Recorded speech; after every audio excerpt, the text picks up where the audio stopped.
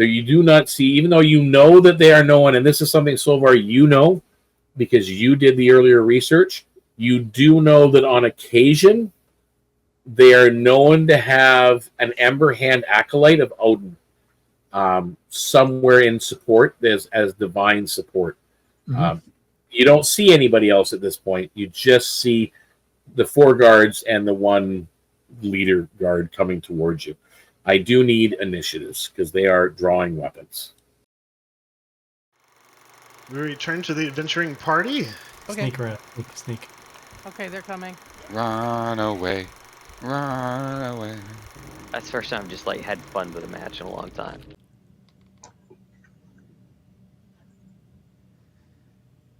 Did I do that whole thing muted? Did I do it back, again? Everybody. Oh my gosh, I'm back. I'm back. Anyway, I'll do it right from here. Never mind the private screen. You just got to see a close-up of my face.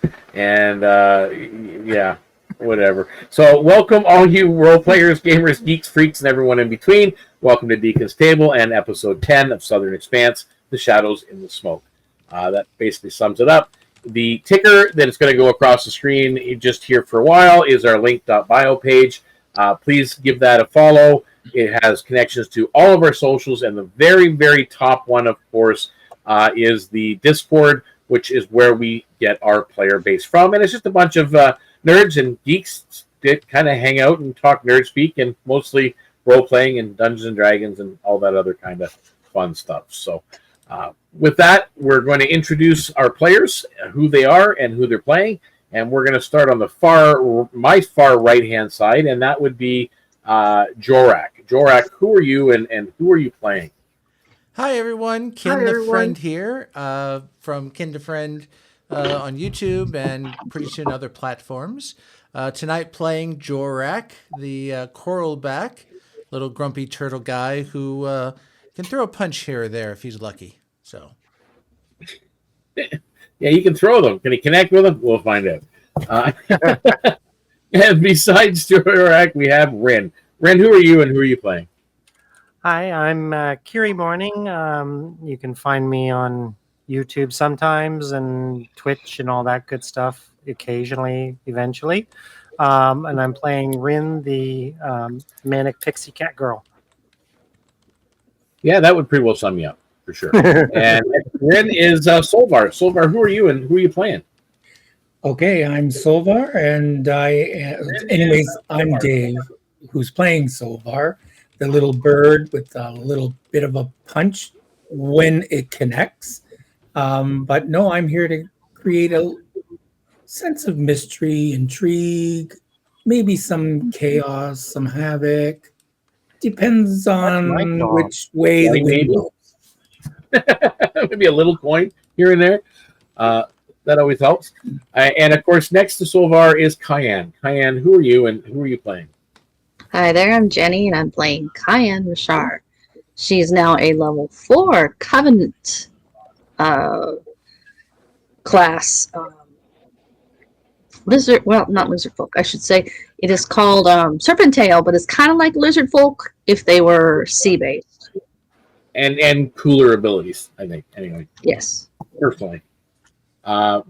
Anyway, and of course, as I said, I am Chris, aka DknBluez, aka Captain Darius Vane, right there, and all the other baddies that are going to come after these guys at one point or another. AKA everybody.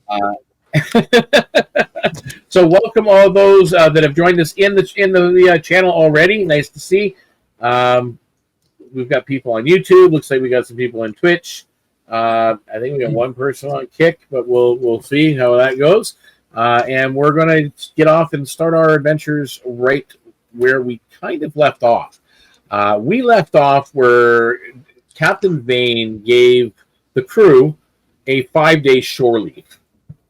Now I have a brand new system in place for DMs to give out shore leave if you're doing this kind of adventure. And we're kind of playing through that right now, or at least part of it. So I asked each of the players what they're going to be doing during their downtime. They were given 100 gold pieces each, basically spending money to do with whatever. And they had 5 days to go around and pick from various activities in our rule set on what they're going to do. So we're going to go in reverse.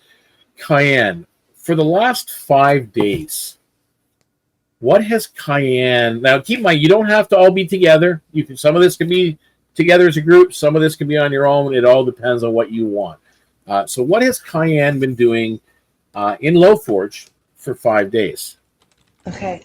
And just to clarify, we don't have to necessarily do just one of those downtime activities necessarily.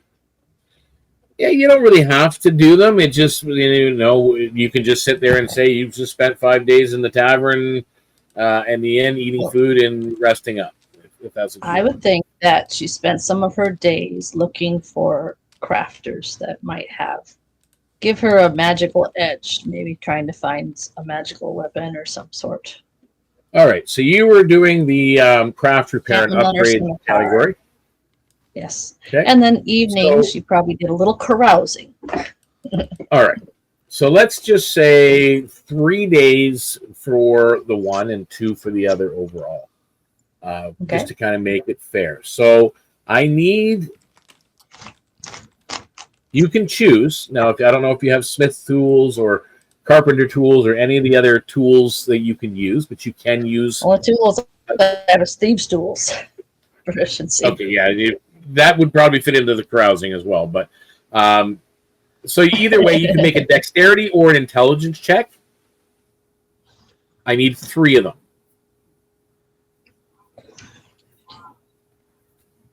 Dexterity, what? A check?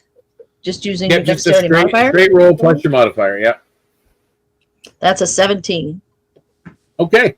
That will succeed for 1. I need 2 more. That's a 19, which would be, if dexterity also, which would be 21.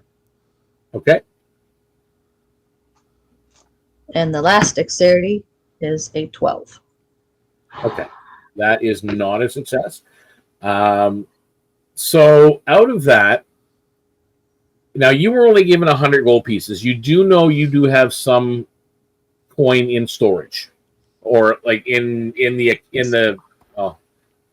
hold of the ship. Captain Vane is keeping some money aside for you. You found a crafter that can... What were you looking to do? Like, you thinking a new weapon or a new item or improving what you have?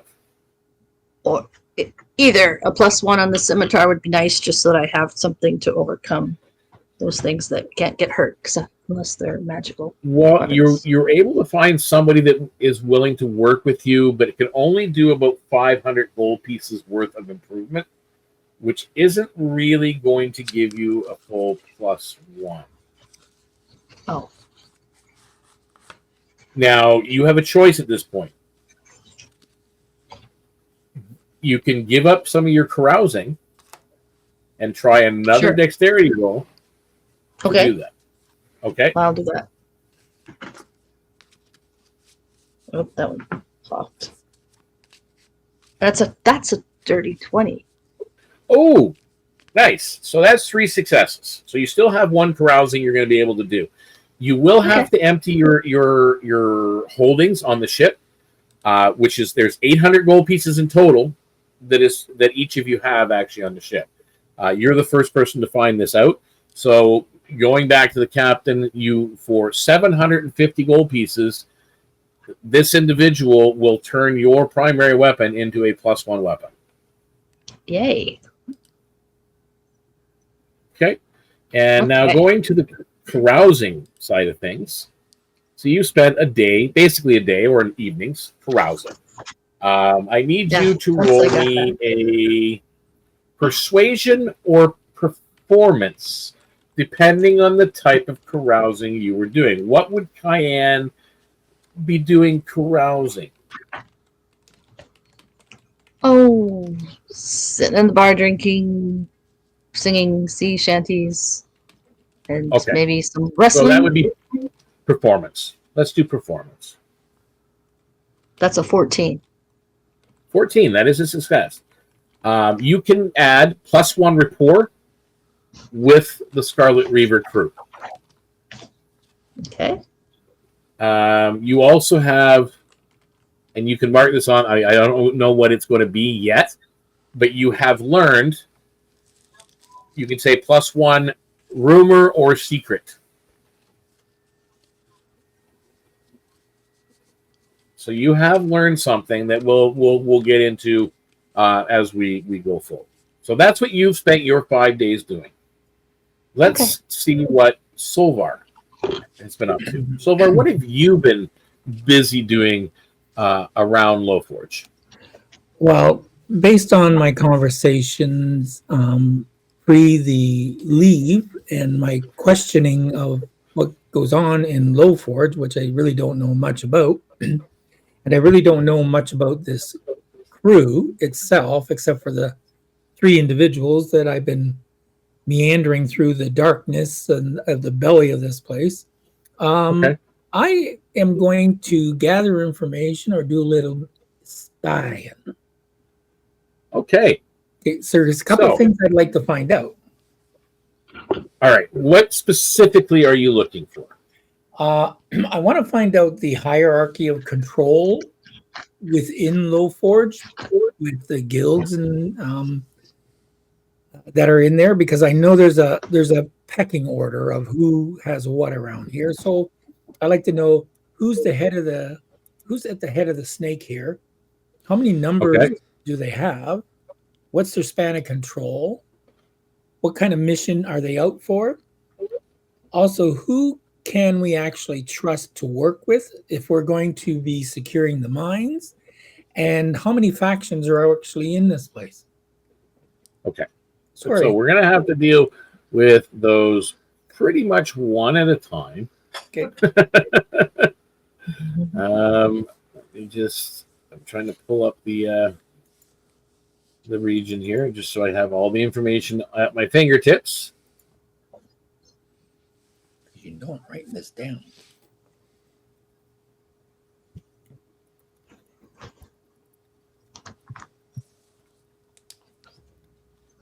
Okay, so that brings us to the first roll. And that is going to be, where did it go? Why did I just lose it? So what is the first question? We'll deal with one at a time. I guess the thing would be is how many factions? How many factions are within Lowforge? Within Lowforge, yeah. Okay, so that would be an investigation roll. Okay. So that's the intelligence. Ooh, 13. 13. And that is...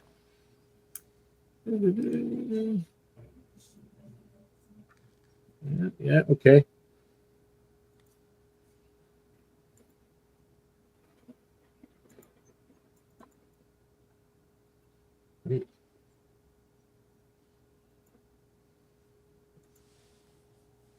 Okay. So you're trying to figure out how many factions operate within Lowforge. Yeah.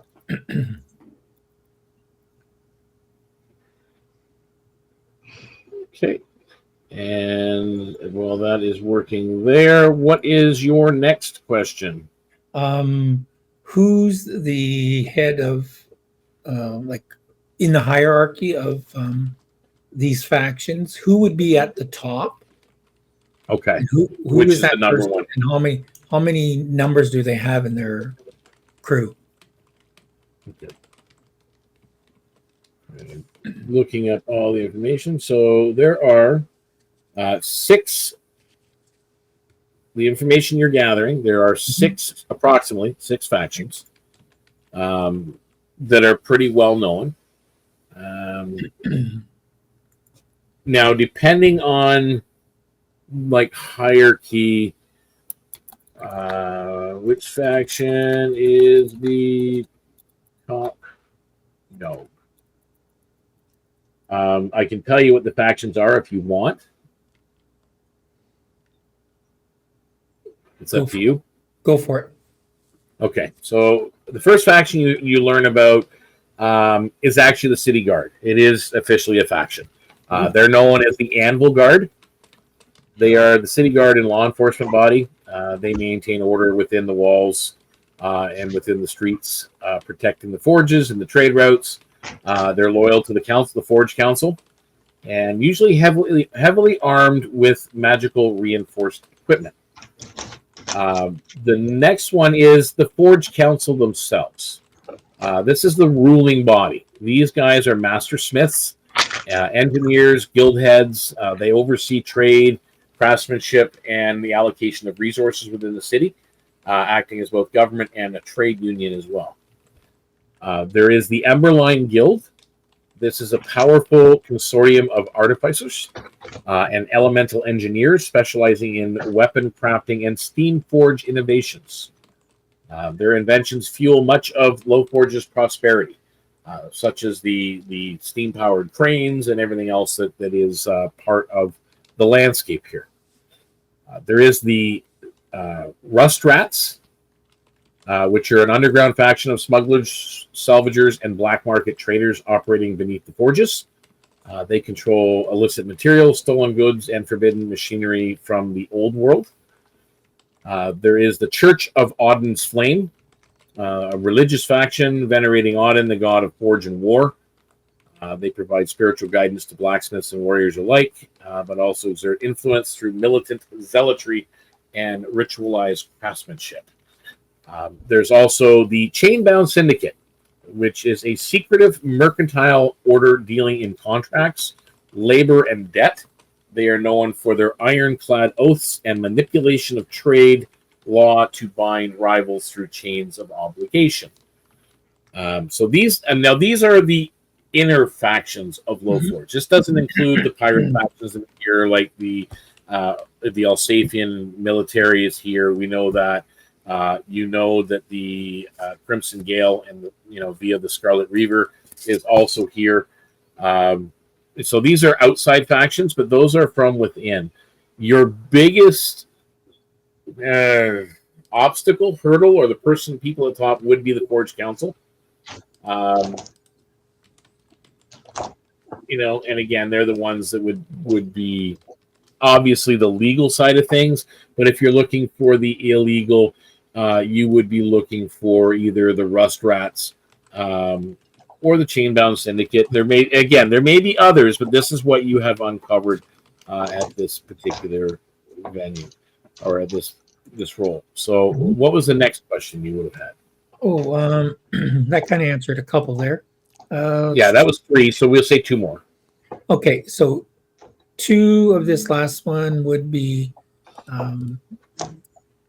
okay. As far as being trustworthy, who can we work with if it comes to getting this marble out of here? Like, who can we make sure is going to get our marble out safely and not into the hands of somebody else? Okay. So what am I rolling on that one? That one is going to be it's going to be an investigation as well. Ooh, 13 and 1, 14.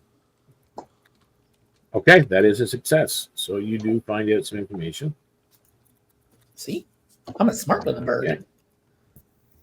Okay.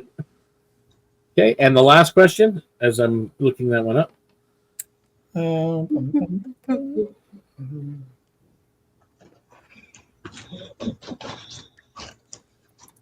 This is what they mean when they say a little birdie told me.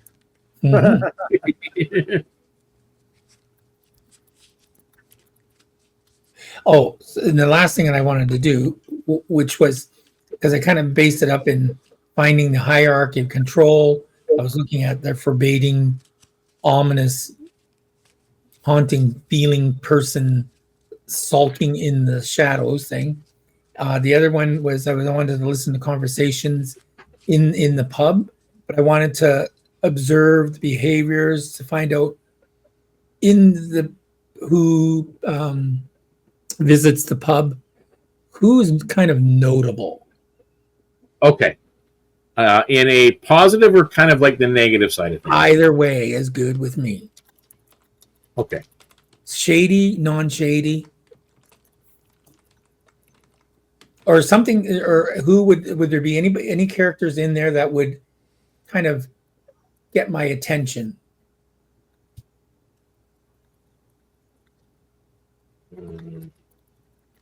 that I could use later on. Okay. All right. So looking all that up. All right. So for the NPC, for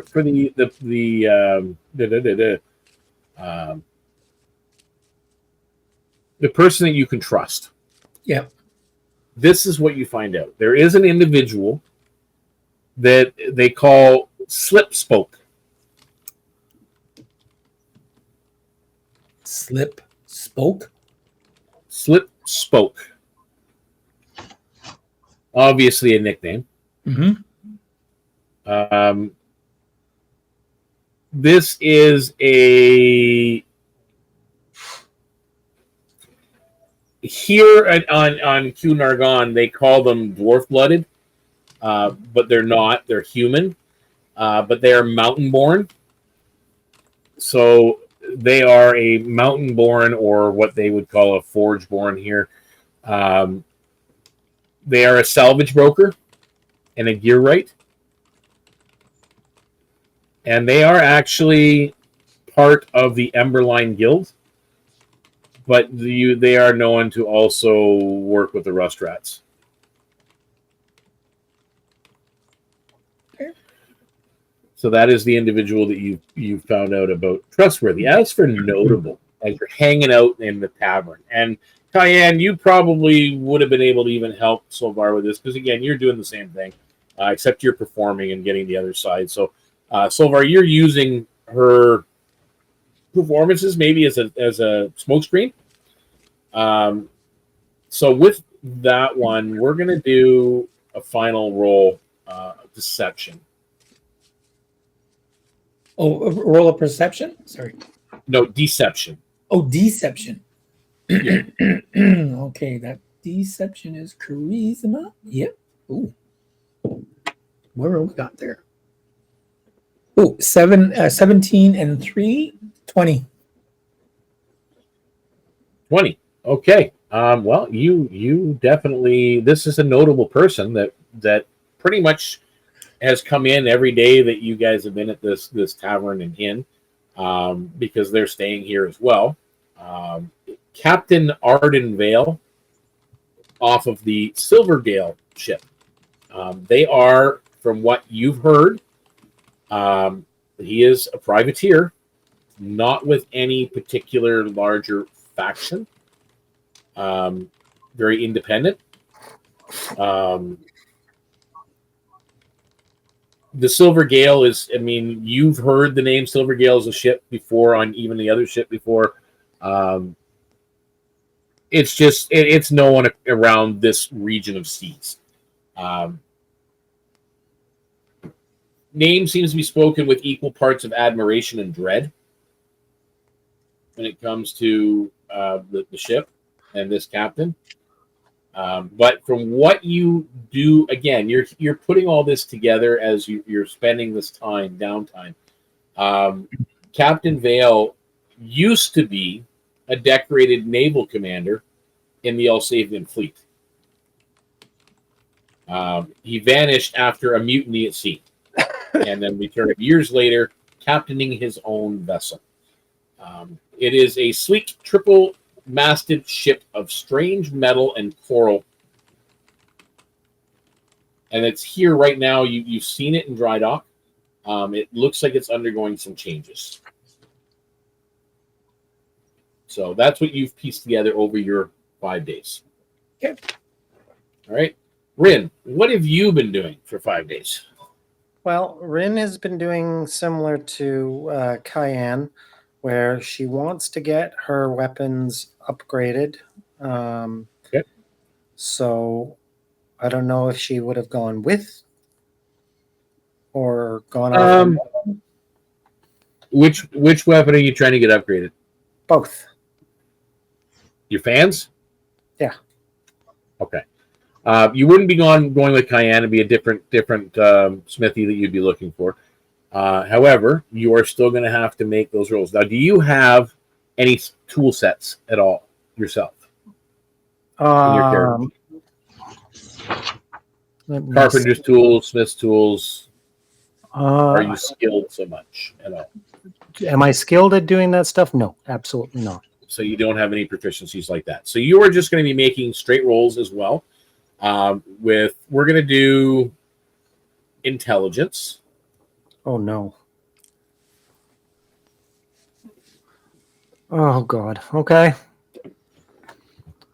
14. Yeah, because it's the fans. Your first day out looking for someone to upgrade these has failed. You find nobody.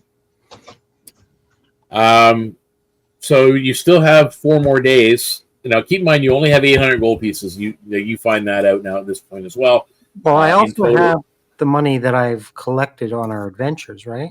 on your own, yeah. Whatever you have on your own, but there's also the ship. The captain will give you a grand total of 700 more on top of the 100 you already give. Okay. And it's 750. A 19? That's a success. So there is a slight improvement they can make. Now that's 250 gold pieces worth of improvement. It won't even add a +1. You need 3 successes to get a +1. Okay. 18. Yeah, that's a success.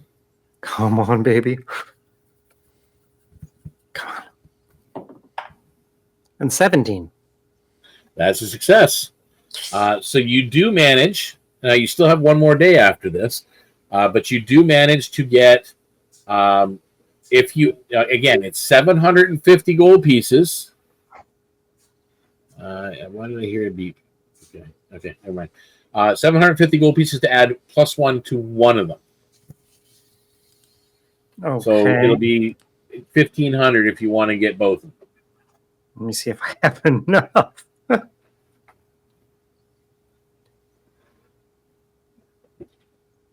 I'm gonna go and I tell the smith, just hang on 1 second, and I'm gonna go and see if I can borrow 200 gold pieces from somebody. Okay. Well, what type of Tessin, by the way, is that? What do you mean? What kind of Tessin is it? It's What kind of Tessin was it? Is it a Tetsu Tessin? A Ko Tessin? A Senko Tessin? it doesn't say here. I believe it was just the Iron War fan, correct? It just says Tessin bladed fan. Okay, so what's the damage on it again? 1d6? 1d8 plus 3.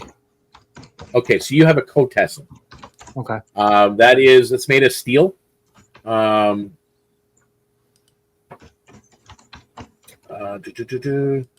Yeah, more reliable straight. So what they can do,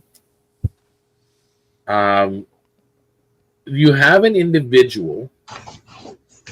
So you're going to spend 750, but what they're willing to do is change out your fan, or change out your Tessin with a Senko Tessin that they have. They'll do a trade. So they'll take your old one and then they'll give you this new one. Well, the one I won't trade because it's my special one. So that's the one you won't trade? That one I won't trade. The other one is just a regular one. So that I'm trying to find where. So what you could do then is maybe give the +1 to your special one. Yeah. The magic to that one, and then maybe upgrade this other normal one. Mm-hmm. Now, how much money did you have in total? 473. You had 473 left after upgrading to +1? No. After that, I had 473 on me plus the 800, so that's 1273. And you said it was 750? Yep. So that leaves me with 523. Okay. They will trade in your regular everyday fan for a Kirokami Tessin. It is an amazing, exquisite, elvish, mithril, lightweight fan. Ooh. That you look at it and it looks incredibly strong and sharp.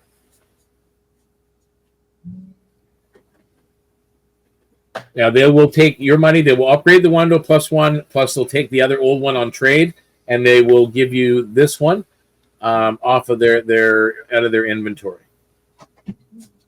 Okay, that sounds good. Okay, so just so you know, your damage is now 1d10 with that particular fan. Cool. It is a finesse weapon, of course, so you can use your dex. And very easily concealed weapon. It has a range of 50, 120, which is huge for a particularly thrown weapon. All right, hang on here.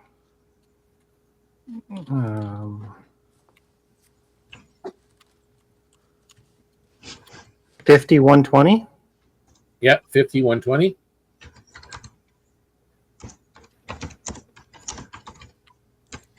And it returns. Oh, fucking awesome.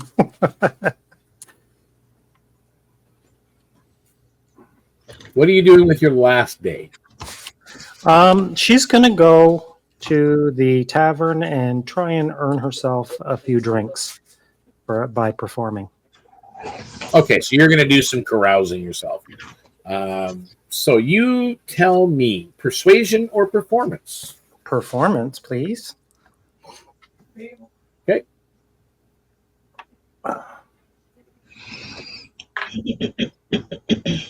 23. 23. Like Kian, you also get a +1 rapport with the crew.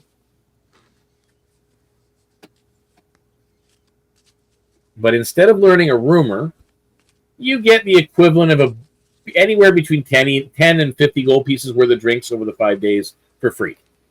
Cool. So you basically are drinking and eating for nothing just by singing and performing and dancing and whatever else you're doing. So next up on the list, we have Jorrack.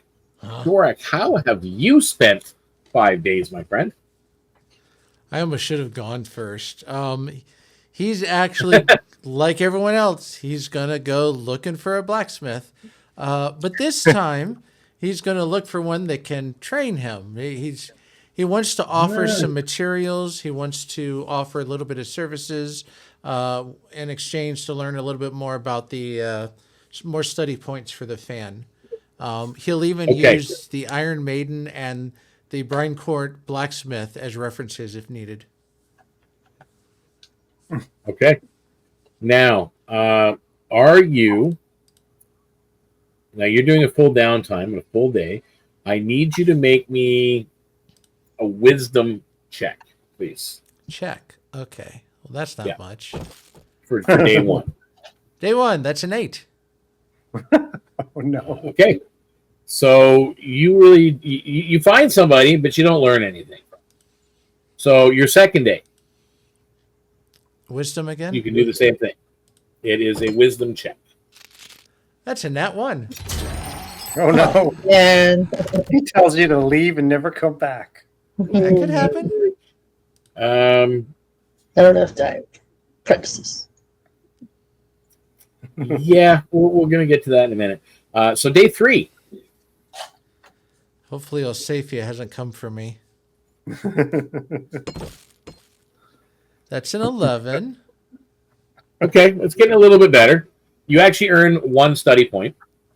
Yay, Jorrack. 1. Jorrack, here you go. Okay, and that was what, 3 days? Or Yes. 4 days? Then? 3. 3 days. So 2 more. All right, next day. 14. 14. You earn 2 study points that day. And the final day, come on. No whammies, no whammies. 12. 12. So you're back to 1 on that day. So you earned 4 more study points. So you learned a little bit. Probably because you kind of walk away thinking it wasn't all your fault, because not many people know how to work with these things. You're actually at the same place. Like you've seen Rynn here making a deal with one of the people that work here, during your time working in apprenticing. Rynn, you would have noticed Jorrack actually in the back learning from the smith, throughout the course of your 5 days. So at the end of which you guys are now, you're gathered in the tavern, and you pretty much know or have decided that the consensus was that the Scarlet Reaver is going to establish a secret route or area within that. I mean, it is a secret, but it's not a secret. I mean, they can be easily discovered, but within town, they're gonna. Yes. So the mithril fan, is that a +1 or no? No, it's not a +1 weapon. Okay. It is masterwork. Is what? It is masterwork. It can be easily enchanted in the future, but it's just an enhanced version of what you have. Okay. So I just have my normal or my your normal steel fan that is a +1. Yeah, my heirloom one, and this one here. And this one, yeah, exactly. Okie dokie. Okay. Now, that being said, as it was discussed, that's what their intent is to do. They want to have the Crimson Gayle control this extra mine that you guys discovered and cleared out, and kind of secure entryway into it. The ship itself can actually be pulled right up to where the Warrens are, where you guys went through that archway. But there's no dock there for them, so they're going to be constructing all that. So all that's got to be done. However, in the meantime, you guys need to secure the cooperation from a couple, maybe some guild, like the dock guild in general, and maybe somebody else. And this is mentioned to you by the captain, and this is a name you didn't come up with, Solvarr. So there's another faction that is being mentioned at this point. Faction known as the Salted Brotherhood. You're not really told anything about them, but you're going to have to seek them out. What's that? Like salted caramel? Yeah. Salted Brotherhood, though. I don't know if they taste like caramel, or what if their skin color might be caramel colored. I don't know. I could give them a lick. Oh, let's not go down that road. My goodness, this is a semi PG sort of. No, it's not. No, it's not. Anyway, we'll get into that another time, maybe or maybe not. So that is basically your goal, is to help the Crimson Gayle get set up so they can move goods through the smugglers' warrens that you guys went through without alerting the Anvil Guard or the Council of Loforge. They want to do this under the radar. That's the objective. So at this point, the air of Loforge clings to your lungs like smoke. You've been here for 5 days, and right now the rain drizzles across the tiered harbor as the clang of hammers ring from the cliff sides above. Down here, beneath the glow of molten vents and swinging lanterns, the docks never sleep. Workers haul ore, sailors curse at the tide, and the scent of metal and brine fill the night. Captain Vane's orders echo in your mind. Buy silence. Buy loyalty. The Crimson Gayle can't move the marble out of the Warrens without friends who know when to look away. Your first step lies among the dock guilds. Their banners and steel gray and bronze fluttering under the drizzle. After that, deeper in the alleys, waits the Salted Brotherhood. Loforge's darker smugglers, thieves, and whisper merchants. They rule the undercurrent of all coin and contraband in the docks. Who is going to take the lead in this negotiation? Looks I know we got a volunteer, but looks like Rynn. I am the And- leader. Kian will stand right behind her shoulder if that's what she wants to do the talking. Arms crossed, nodding. Jorrack, are you with us? No. And before we went in to talk with him, he would have suggested that we take the tack of stressing how much money this will make for both of us if we do this. Well, you guys were told beforehand that that marble is pretty valuable. Right.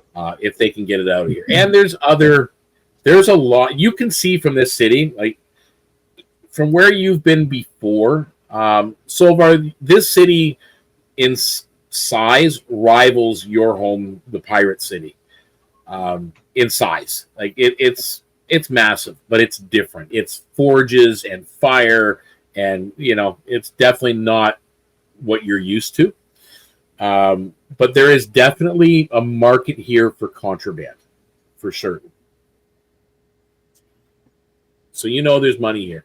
The captain does tell you that the coffers from the ship and from the Gale, you have around 500 gold pieces bribery money to start with. Anything beyond that, you'd have to come back and talk to me. So, Rynn, you're going to take the lead.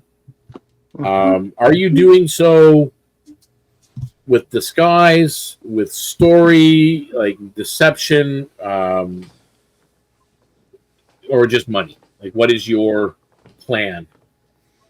She kind of switches gears and moves around very sultry and almost like a courtier, and attempts to convince these people with promises. Okay. Now I'm going to ask all of you, because you keep in mind you're all going on this journey. So even though Rynn's taking the lead, are you guys planning on revealing your ties to the Crimson Gayle and the Scarlet Reaver, or are you kind of going in as kind of anonymous buyers, just random folk? I don't know. I think it might be wisest if they knew who they were dealing with. Jorrack probably took some of his shore leave money and bought like a trench coat and a fedora. That's kind of just hiding in the background, hoping not to be noticed. Where's that picture? All right, anyway, copyright infringement there. Sorry. Don't want to be singing the Ninja Turtle song. I get in trouble. All right. So you guys are kind of check the you're being cautious. You're basically leading with money up front, is what you're kind of doing. Now, this is the Dock Guild's Guild Hall. Sits along the lower part of the harbor. It's on the opposite side as the Warrens.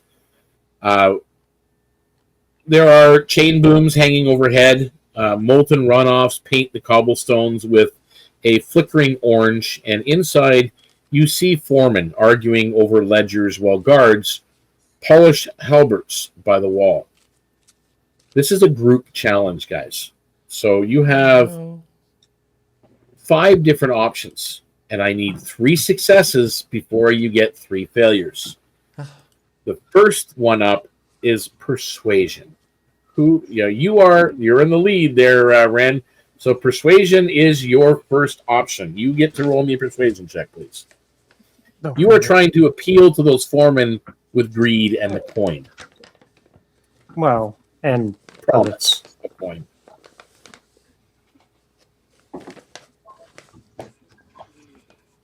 uh, 17.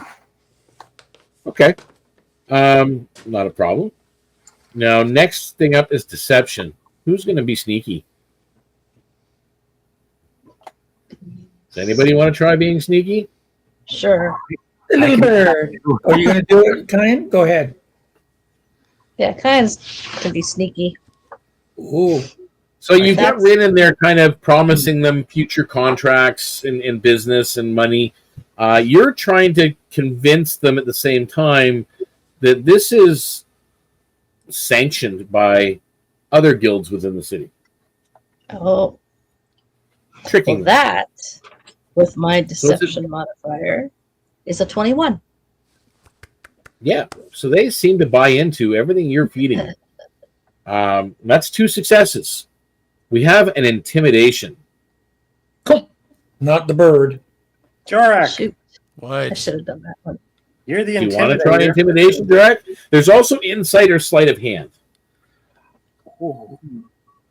You've already gone, though, Rynn, this time around. Fine. He'll grimace beneath the fedora. Roll me an intimidation check. I'll have you know his intimidation is a -1, Oh, Jesus. and he gets a 4. Oh, dear. Oh, no. He's not Yeah, they intimidating. they just chuckle and shake their head and they go about their other conversations. It's Anybody the want to hat, attempt the Jorrack. insight or the sleight of hand? My hat. My hat. Sleight of hand? I'll do it. Go ahead, Solvarr. Ooh, 17 and 4.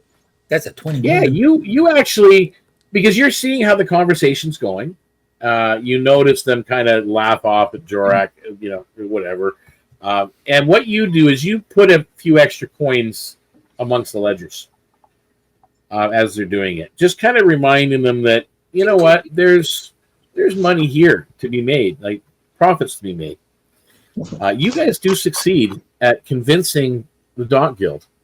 The foreman smirks as your coins clink onto the anvil table. We'll keep the chains high and the torches dim, he mutters. The hall erupts in quiet laughter as scribes start alerting manifests. You feel the shift, the weight of Lowforge's docks bending just slightly in your favor.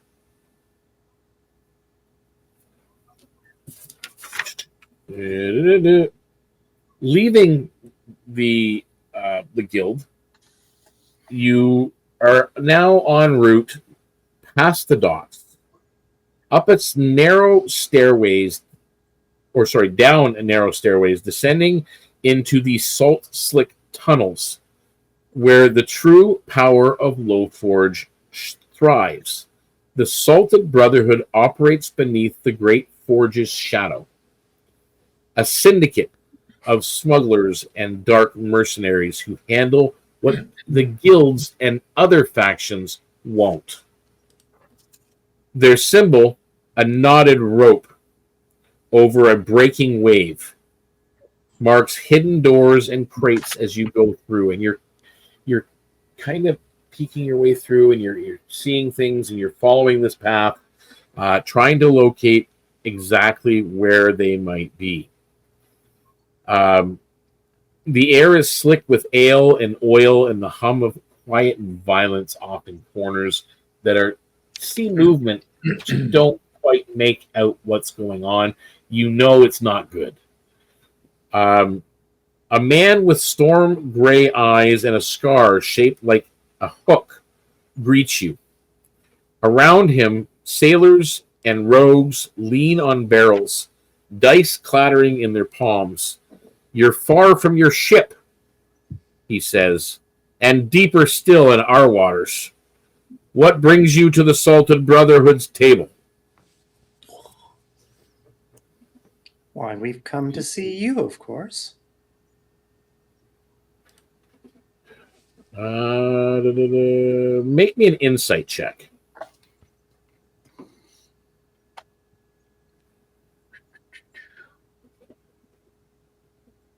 $15. Okay. You realize that the person beside the guy you're talking to is probably the one calling the shots. Mm-hmm. And I look But straight for at him. whatever so you're looking at him as you're addressing this. I need I need someone to do a Diana persuasion. crosses their arms and looks intimidating. Okay, there's my intimidation. So you can make an intimidation roll, Kian. Thank you.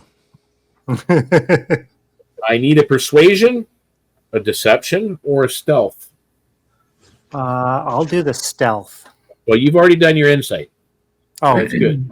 I Do could you make signs or whatever to kind of let your crew know that guy is the one in charge? of course. Why would I keep that to myself? Okay. So you know that the person doing the speaking wasn't the person that Rynn was addressing. So, Kian, what did you roll in intimidation? I got a total of 17. Nice. Okay.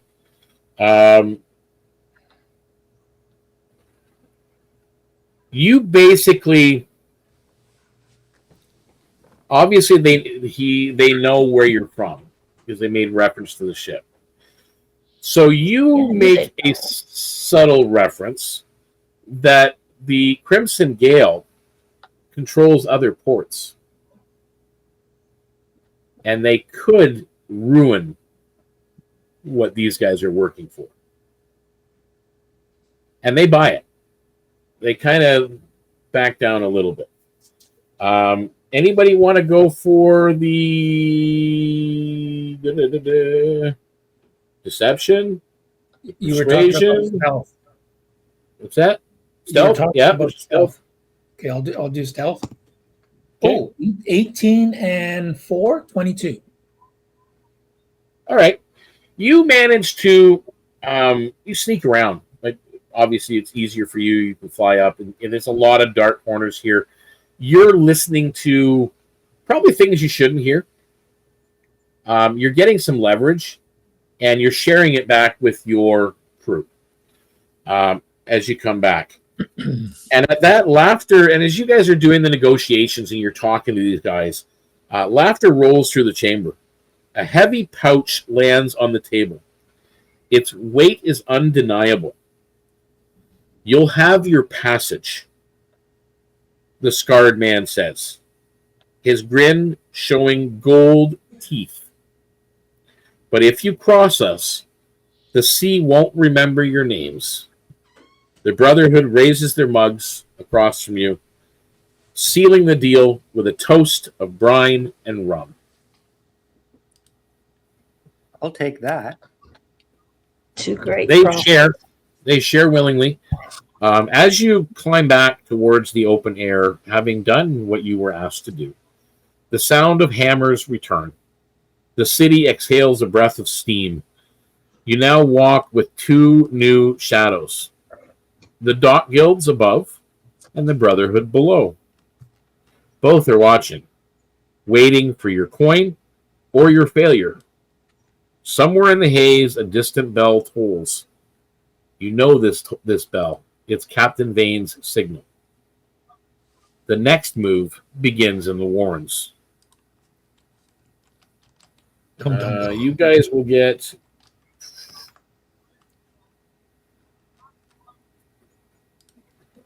You guys all can make note that you will get stealth advantage when you are in the Smuggler's Warrens.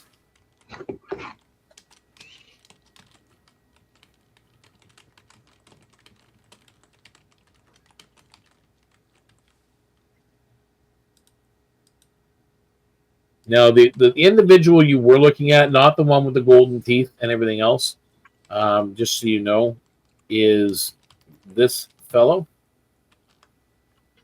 He was a lupus. I should have pointed that out.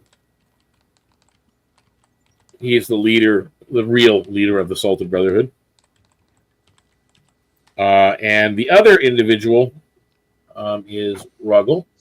This is the guy from the dock guild that you were dealing with.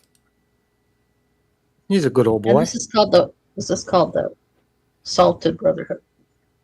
Yeah, Salted Brotherhood is the guys below, and then you have the dock guild up top. Let's go. I'm gonna go with team 2.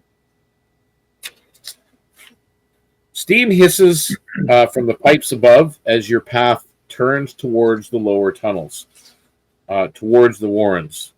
The sound of the forges. Carmel. The sound of the forges fade. Beneath the roar of hidden waters, the captain's plan moves forward. The Crimson Gayle now holds friends among thieves and enemies in every shadow. The roar of the forges does, as I said, does fade behind you. You no longer hear it. You're descending down into the warrens through that staircase that you guys originally went down. Rusted iron, heat pressed against your face, mingling of salt water and molten runoff in areas.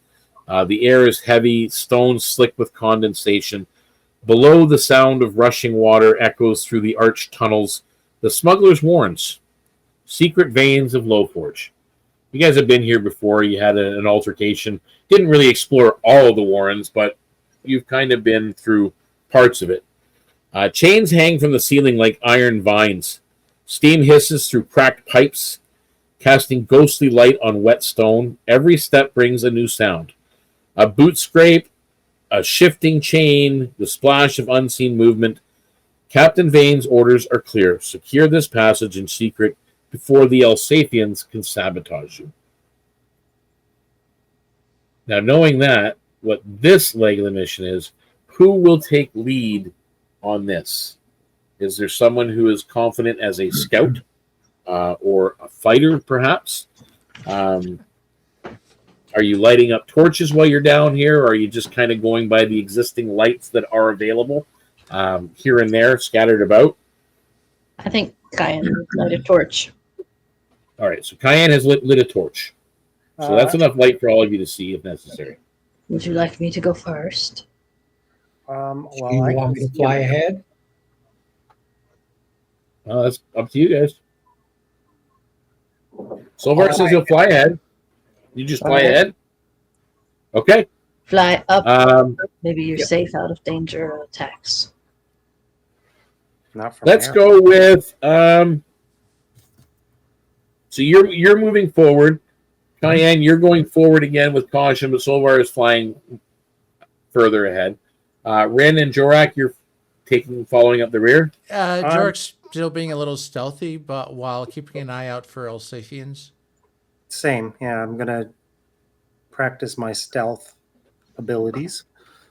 I think Okay. it's Both of you. So actually, everybody can make me a stealth roll. Remember, you have an advantage on stealth in the warrens.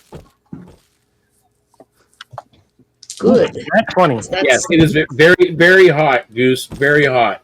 Like, think of molten, like forges for blacksmithing, but using actual volcanic molten lava for heat. 23. This reminds me of And the then nat nesting 20. chamber. Nat 20, nice. So two of you are completely stealthy. Solvarr, how'd you do flying ahead? 14. Okay, not bad. Jorrack?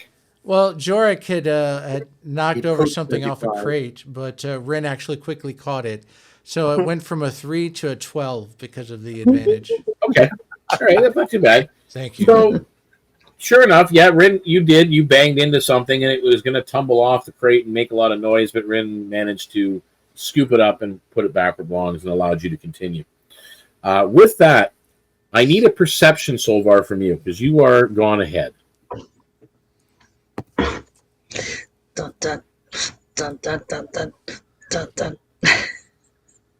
16. It does need a spell Okay. for sure. You spot, like, you guys are moving through again. You're now out of that central chamber that was where they all hang out and drink and whatever else. You're now kind of going through the Warren tunnels in different areas.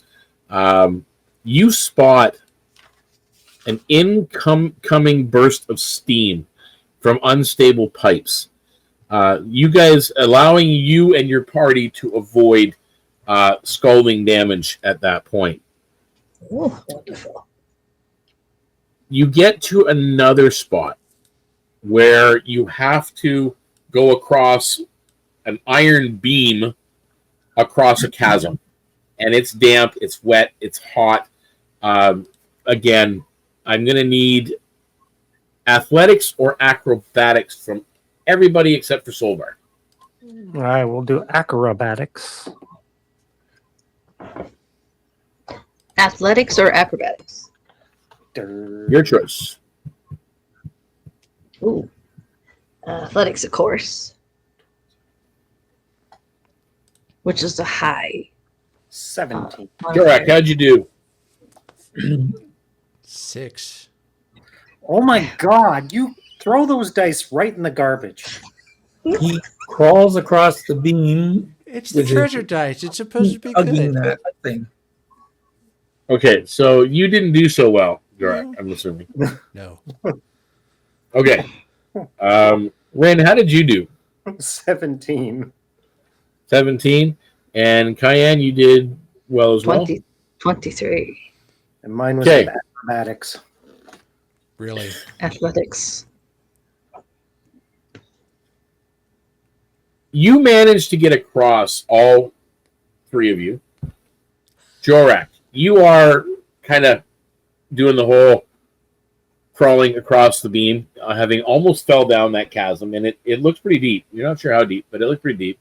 But a burst of steam does rise from that beam as you're going across, and it does hit you. Poached turtle. It does Approached. cause 4 points of damage, and that's your fire palm. damage. Ow. Oh. I've been boiled. You do get through though, and you press through these tunnels. The roar of an underground river grows louder. Steam clouds rise, lit from below by a dull crimson glow.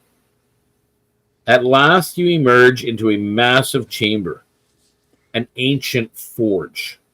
Wow. Hollow now, half flooded, its platforms laced with iron chains.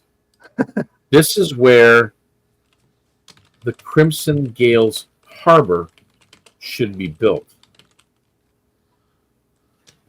It will be on the edge, built here on the edge of an underground river with molten lava that pours in at different spots of it further down, but it actually goes out into the main canal or the main channel and then out into the seas.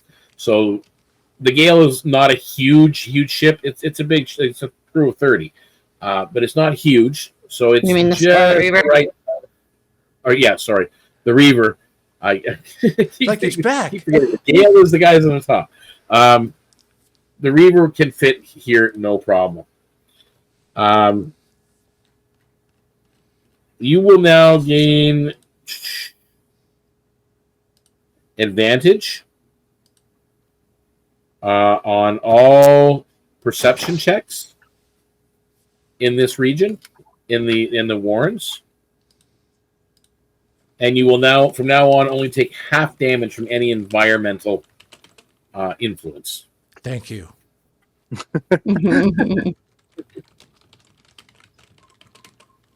Wow. Okay. You didn't even trigger that. That's something. All right. So I just bypassed that one entirely. Wow. As silence falls, the tunnels groan under their own weight. Water hisses through the cracks where the blast powder has scorched stone. Above, deep bells toll. 1, 2, then silence. Captain Vane's signal. The Crimson Gale's time has come. All that remains is to secure the surface and make sure no one else discovers what you've done down here. Basically, this is also assuming you've done the legwork, you've made the rolls, you've done the investigation, you've secured the location, you've kind of been reporting back and forth, probably through Solvarr would probably be your best bet to fly back, and this is, whatever. Carrier So pigeon. I am not a messenger pigeon.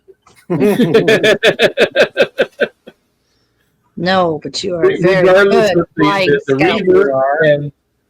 Reaver and members of other crews from Crimson Gale ships are here working on this secret harbor. The Crimson Gale's time has come.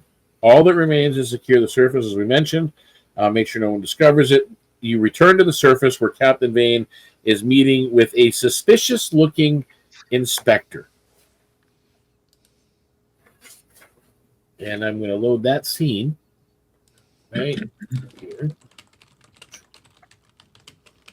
Back on the surface. The heat of the tunnels has faded as you climb a narrow passage into cool night air. Ahead, the river flows towards the open channel. Behind you, it glows red with the reflection of forge fire. Half-built quay juts from the bank, iron scaffolding rising like ribs from the water. 4 Crimson Gayle ships rest under tarps, already in this little riverway. They're hidden away in darkness. Their masts disguised as crane arms. So you're kind of looking at it. Okay, that's a crane. No, it's not. It's a ship, and it's hidden that way intentionally. Sailors move rather silently, dragging crates of supplies under the moonlight. Captain Vane stands atop a scaffolding, coat soaked with mist. His eyes follow a figure approaching from the shadows. A woman, clad in red and black plate mail. The sigil of the Forge Guild bright on her chest. Her voice cuts through the hiss of steam. Captain Vane, she says evenly, you're trespassing on guild soil. And this woman looks like this. She looks Targaryen.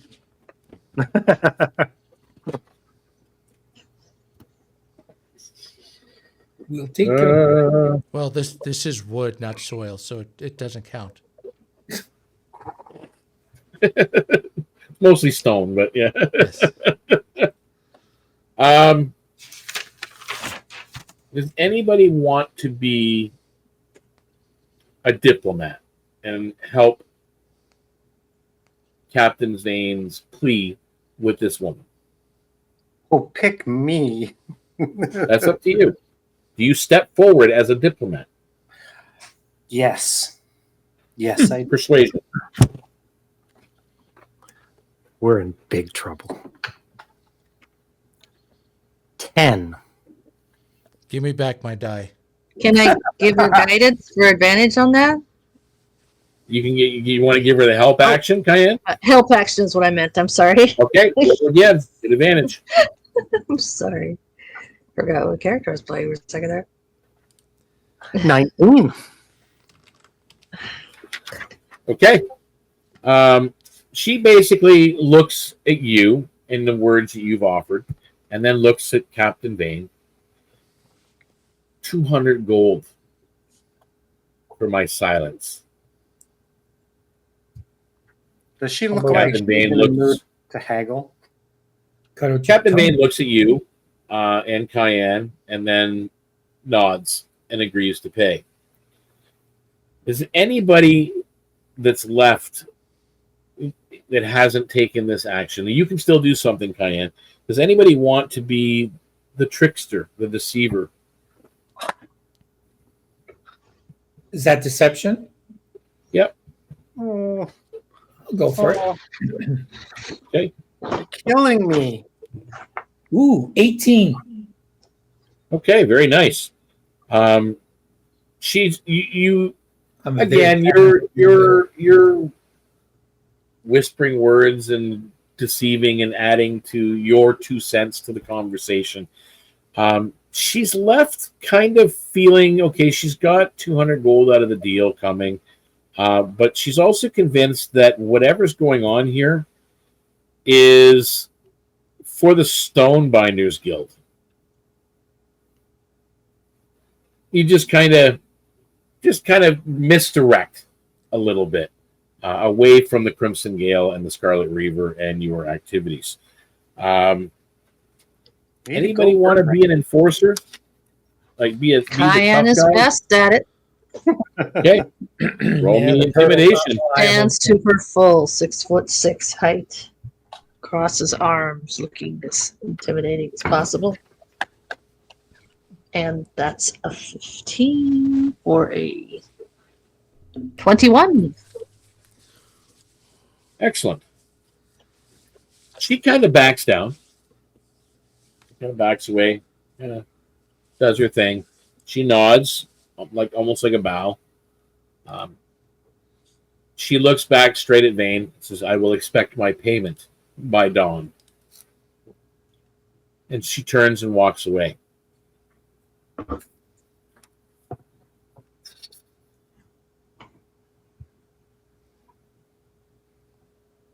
You have a way with sorry. women, huh, Captain?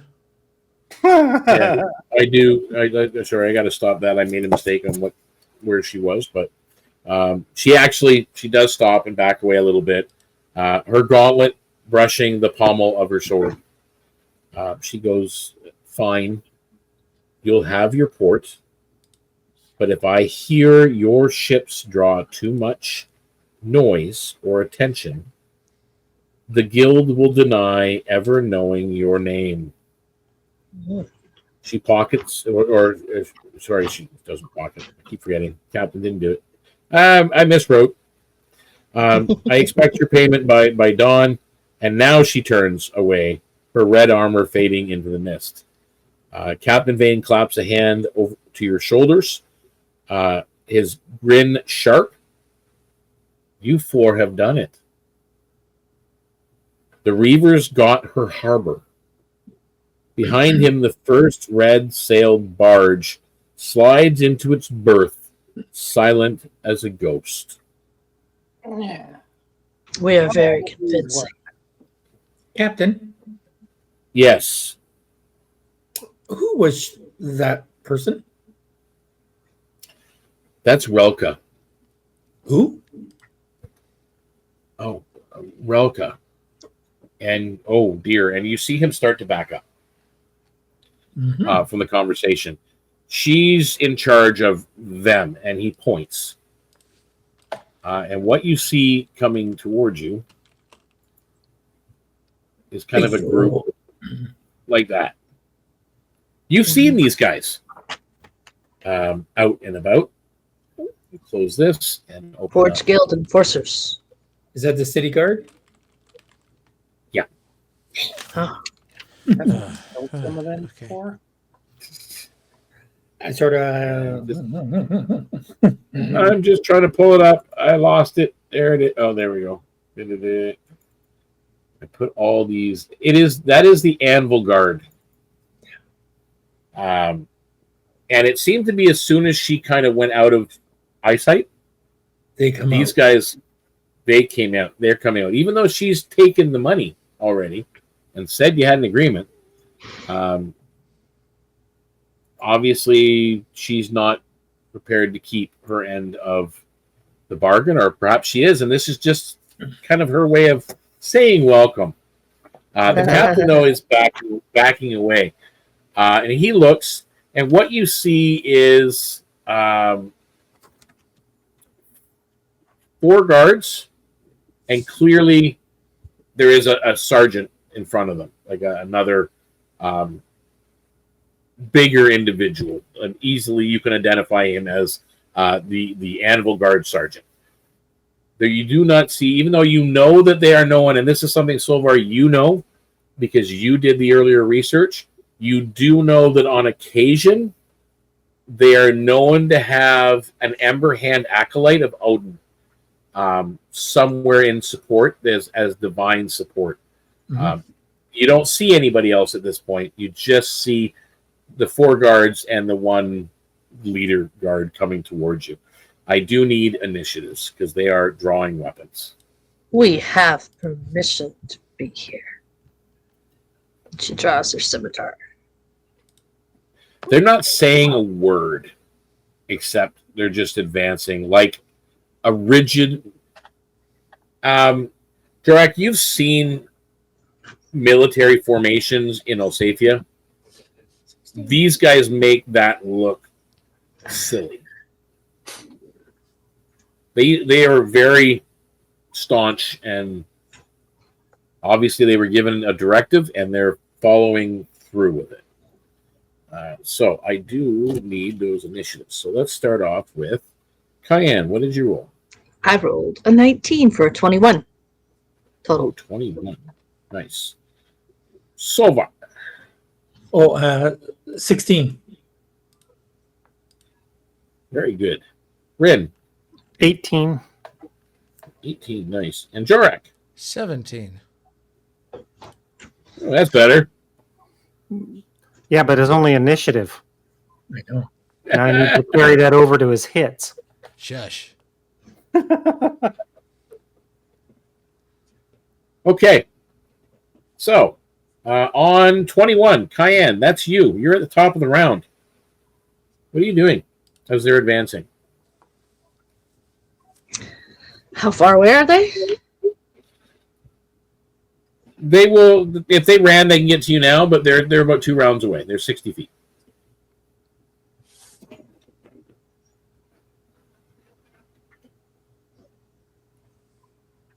All right. I will take and get my shield, little buckler shield up, my scimitar out, and wait for them to come at me. Okay, so you're bracing for an impact. Okay. On 18, that's Rynn. You're up. What are you doing? She throws her fan at the sergeant. At the sergeant. Okay. Roll to hit.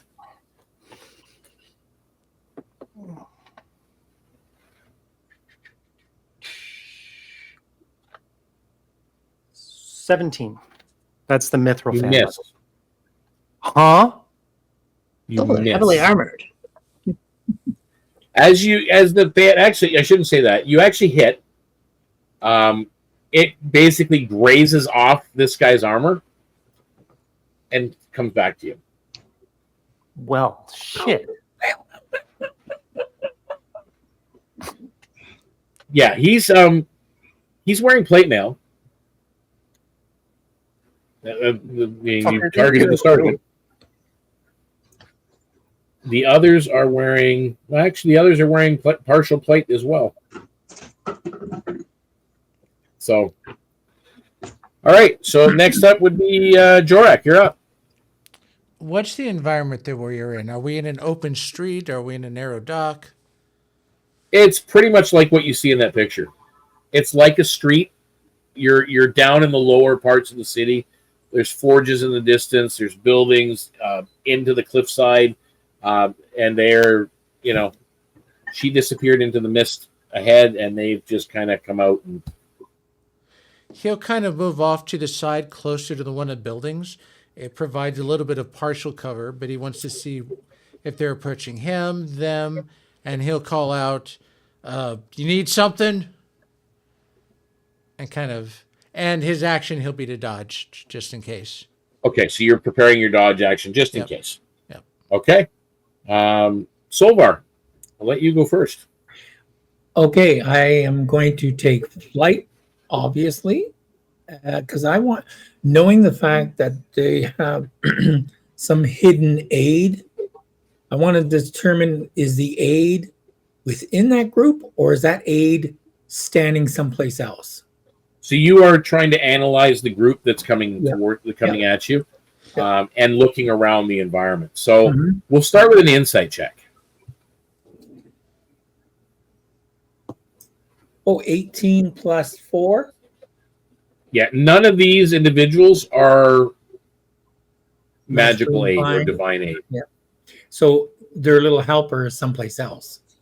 Yeah, make a perception roll. Okay, perception. Well, that's persuasion. Perception is up here.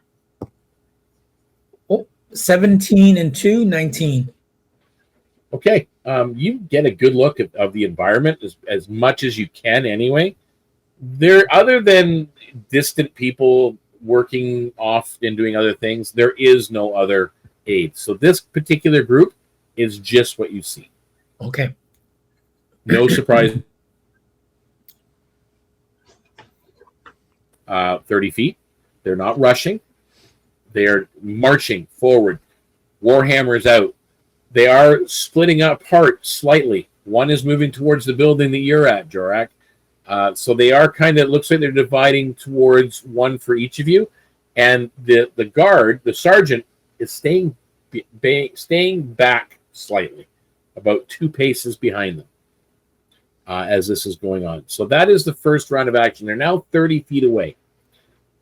I go again to the top of the round. Kian, you still got your prepared weapon. You still got your shield up. Are you maintaining that, or are you doing something else? How far did they advance toward me with the 30 feet. They just did a normal. Just picture it this way: they did a normal, but literally almost like a goose step march, coming toward you. These guys are plate mail armored, warhammers out. You do see, by the way, sigils. Now that they're 30 feet away in the darkness, with the faint lantern light, you see sigils on each and every one of their armors. Sigils of the god Odin. Lord. Okay. She will step forward 20 feet to 10 feet from them, activate a covenant power using 1 point for spectral reach, which extends 10 feet reach and deals an extra 1d8 psychic damage if she connects with the scimitar. Okay, so you are you're preparing that ahead of time. Like you have to connect with. No, I'm attacking. Right? Oh, so you're moving ahead to attack. Yes. Okay, so you cast a spell, you move ahead, or you don't cast a spell. You use the ability, you move ahead and you swing. So go ahead. Make your attack roll. That 20. Nice. Nice. You definitely hit. I'm going to do him up right now. So the scimitar is now +1. So, but it's at 20 anyway. So, where is my d6? That's a 4 + 4, 8 slashing, and then the psychic from Spectral Reach is a 1d8.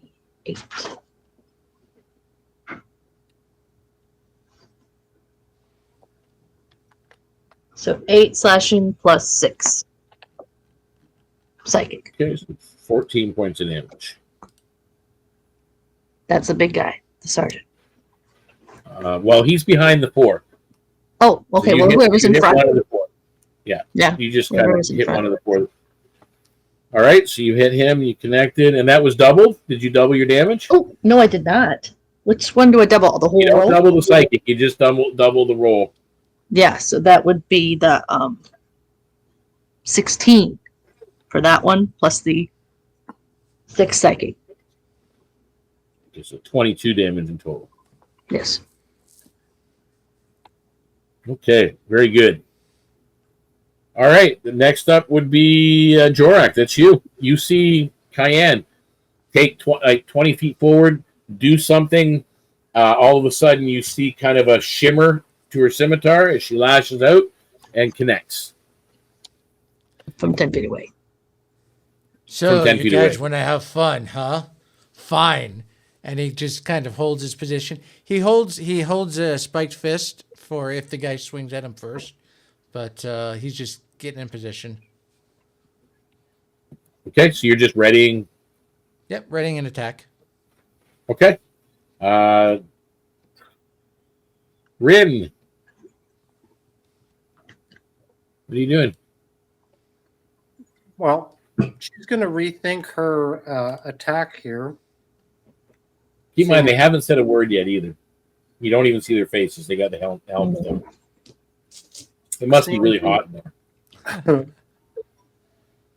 Seeing as these guys are armored, she's going to rethink her strategy, and she's going to use all of her wiles to find and target any weak spots in their armor. Okay.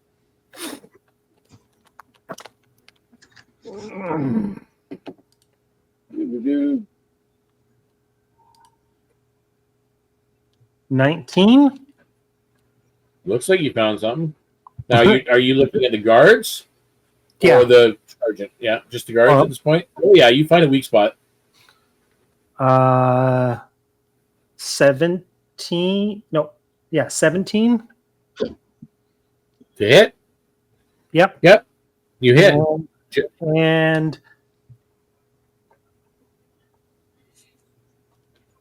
25 to hit. Hit. All right. So, first damage.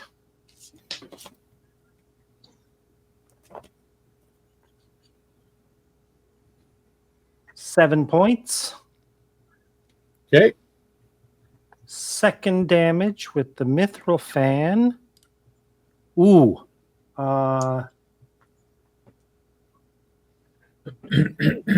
Bonuses to that damage.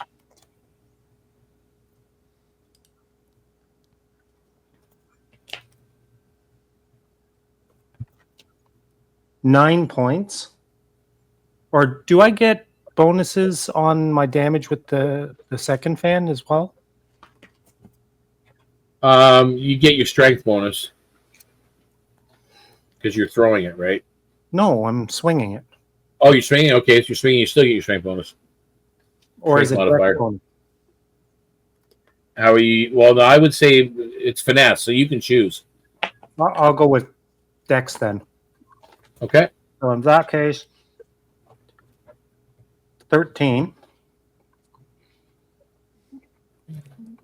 And the last one is 9. 13 damage and 9 damage. And I can't He's remember. bloody. And what was the first one like? Yes.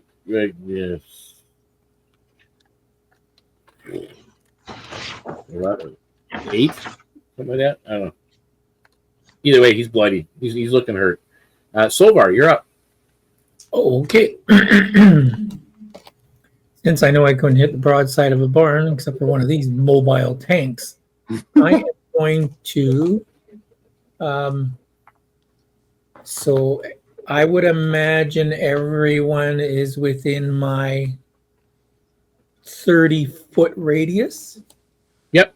Are my allies of suchness? Okay. I think what I'm going to do is to. Oh, where did it go? I was just looking at the damn thing. Where'd it go? Where'd it go? Oh, here it is. Okay. So obviously I'm going to come down a little bit, down in level, that's for sure. Yep. There's probably not a hope in hell of hitting these things, but I am going to make an attempt to do a little pew-pew. Might as well do something. And then I'm going to use one of my illuminations. So yep. Try and hit this sucker. Come on, please. Give me 21. Oh yeah, okay, whatever. So that missed miserably. And so what I wanted to do was, where'd it go? I'm going to cast a minor illumination, which is a guiding spark. Yep. So, it says ally within 60 feet gains advantage. That's not really the one I wanted, but anyways, I guess I'll do with that one for now. All right, so who are you going to give advantage to? Okay. I'm going to give advantage to. Let's give it to Kian because she'll be up first.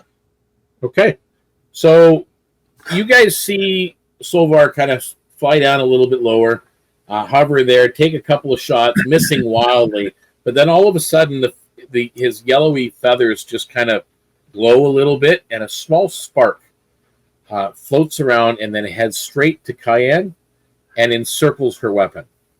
It's just kind of this little spark. What does that do again? You get Gives you advantage. Advantage on your next my one. on your next attack. Okay. Now it is on their turn that they are now. If you're already engaging them, they're going to engage back. If not, they're going to advance and then engage, so that they will take swings. How high up are you staying, Solvarr? At about 25 feet. Okay, so they cannot hit you. No.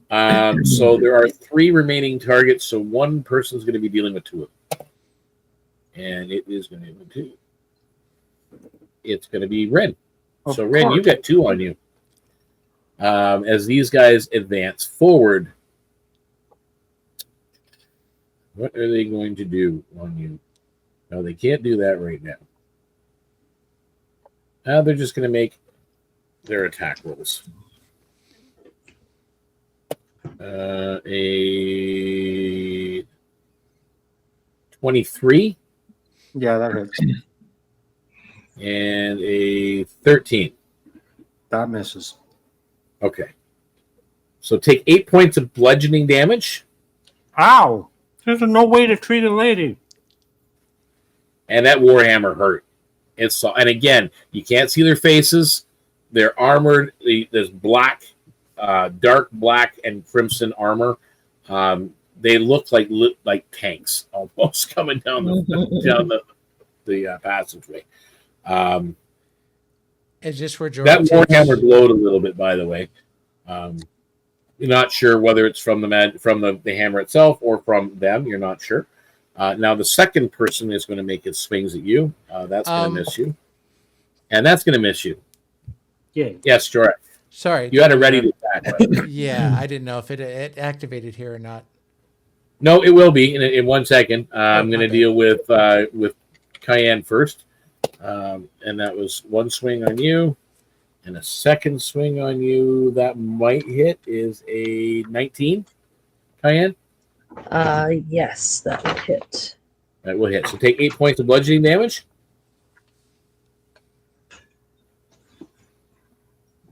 So Jorrack, you get first swipe because you were holding your action. That's only going to be Guy gets close to you. What are you doing? a 15 to hit.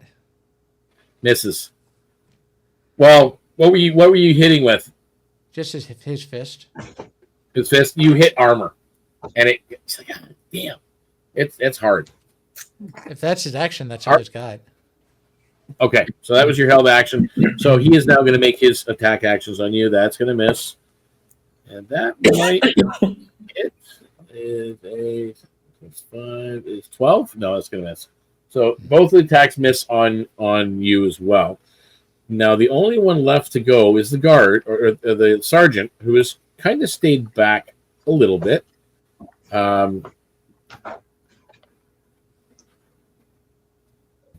You see him take his warhammer and strike the ground. It sends a column of sparks, visible hundreds of feet away, into the air. That's all he does. This column of sparks just up into the air, like a signal flare. And that brings us to the top of the round. Kian.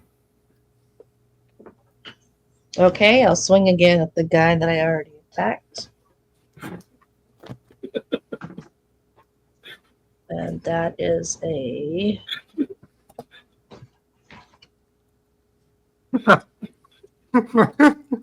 21 to hit. You're missing so many good ones, Chris, because you keep ignoring the chat. Oh, I know. Sorry, what was your roll to hit? 21. What did you hit? 7 slashing. Okay. He's bloodied. Okay, next up would be Rynn. All right. She's going to Mulanex this guy and move on to her next conquest. 18. That hits. Oops. Cock dice. They have a 17 armor class. The sergeant has an 18. 21. And 21 to hit. yeah. Okay. And 17. To hit. Uh-huh. Okay. It's just easier to do my hits and then Well, there's a reason why you might not want to do that, but that's well, fine. yeah, but Roll your damage from your first one. You got 2 on you anyway, so yeah.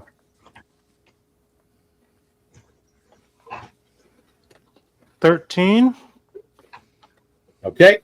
You hear clang of metal hit the stone as his body drops and his warhammer drops. Next, roll damage for the next 2 on the guy that's on you, because you would have divided your She attack. spins around and brings her weapons to bear on the next one without missing a beat.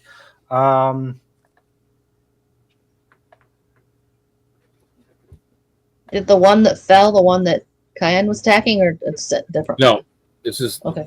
These are 2. Like Rynn's got 2 on her, you got 1 on you, and Jorrack's got 1 on him. 8 points. And then Okay. finally another 8 points. Okay.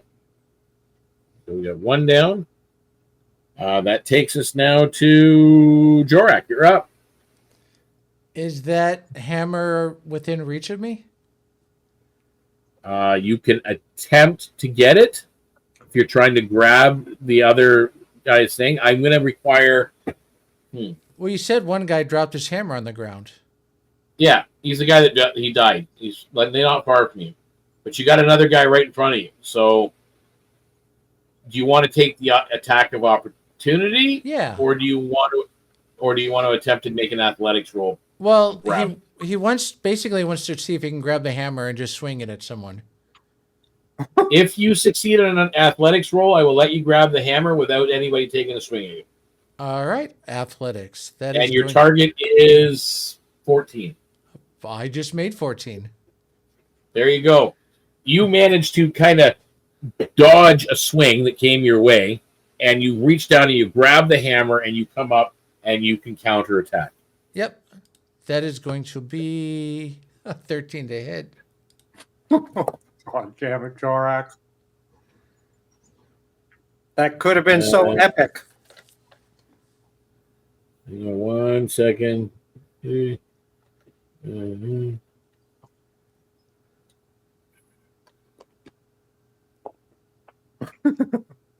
Yeah, that's gonna be. And Yeah, then, it would have been epic. You and swing then- and you miss. And then as it comes up, he uses it as a feint. Accent surge. He'll actually swing it around one more time. Hopefully, catch him nice. off guard. Come on, Jorrack. Come on. 17 to hit. Hits. You connect. You kind of come up and swing back, and you clang him on the side of the jaw. What D do I roll for this one? It is a D8 plus your strength and plus your proficiency because you have weapon improvisation. That's 11 bludgeoning. There we go. There we go. Yeah, now we're doing something. Okay. So that is Jorrack. Solvarr, you're up. Okay, I'm obviously cannot hit the broadside of these guys. So I am going to start to turn a different hue of yellow, almost going into a amber color. And I'm going to put forth the Hymn of Radiance because everybody's within 30 feet of me right now, my ally. And I'm going to allow them to regain 1d8 plus my charisma of hit points. Okay, what's your charisma modifier? 3. Okay, so D8 plus 3 hit points back to everybody that took damage. Yay. Who rolls that? D8. 9 in total. Sorry? 9. He does. Solvarr 9? rolls the 9 hit points everybody got. All right. Thanks for healing me back up to full. Bird. That includes you, Rynn. Oh, that's 2. Okay.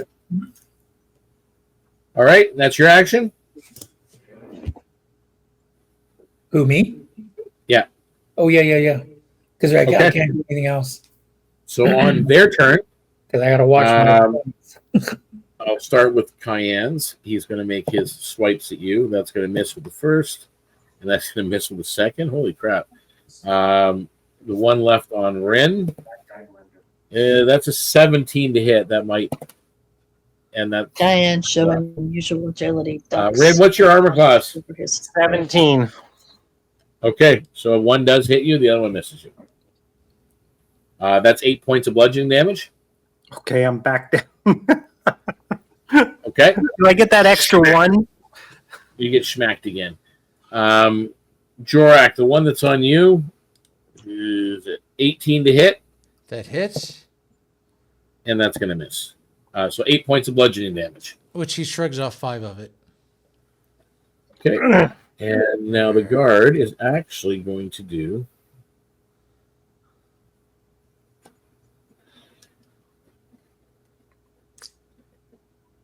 Being as you've actually dropped a soldier, the sergeant steps forward and kind of straddles his body, and you see him raise that warhammer up again, the one that he struck on the ground that did the sparks up.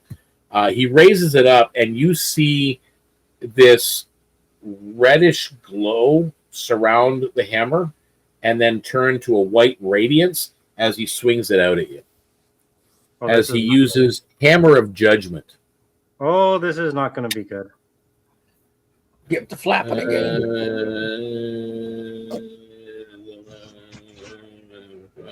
18 to hit. Who? Rynn. You. Oh, yeah, 18 hits.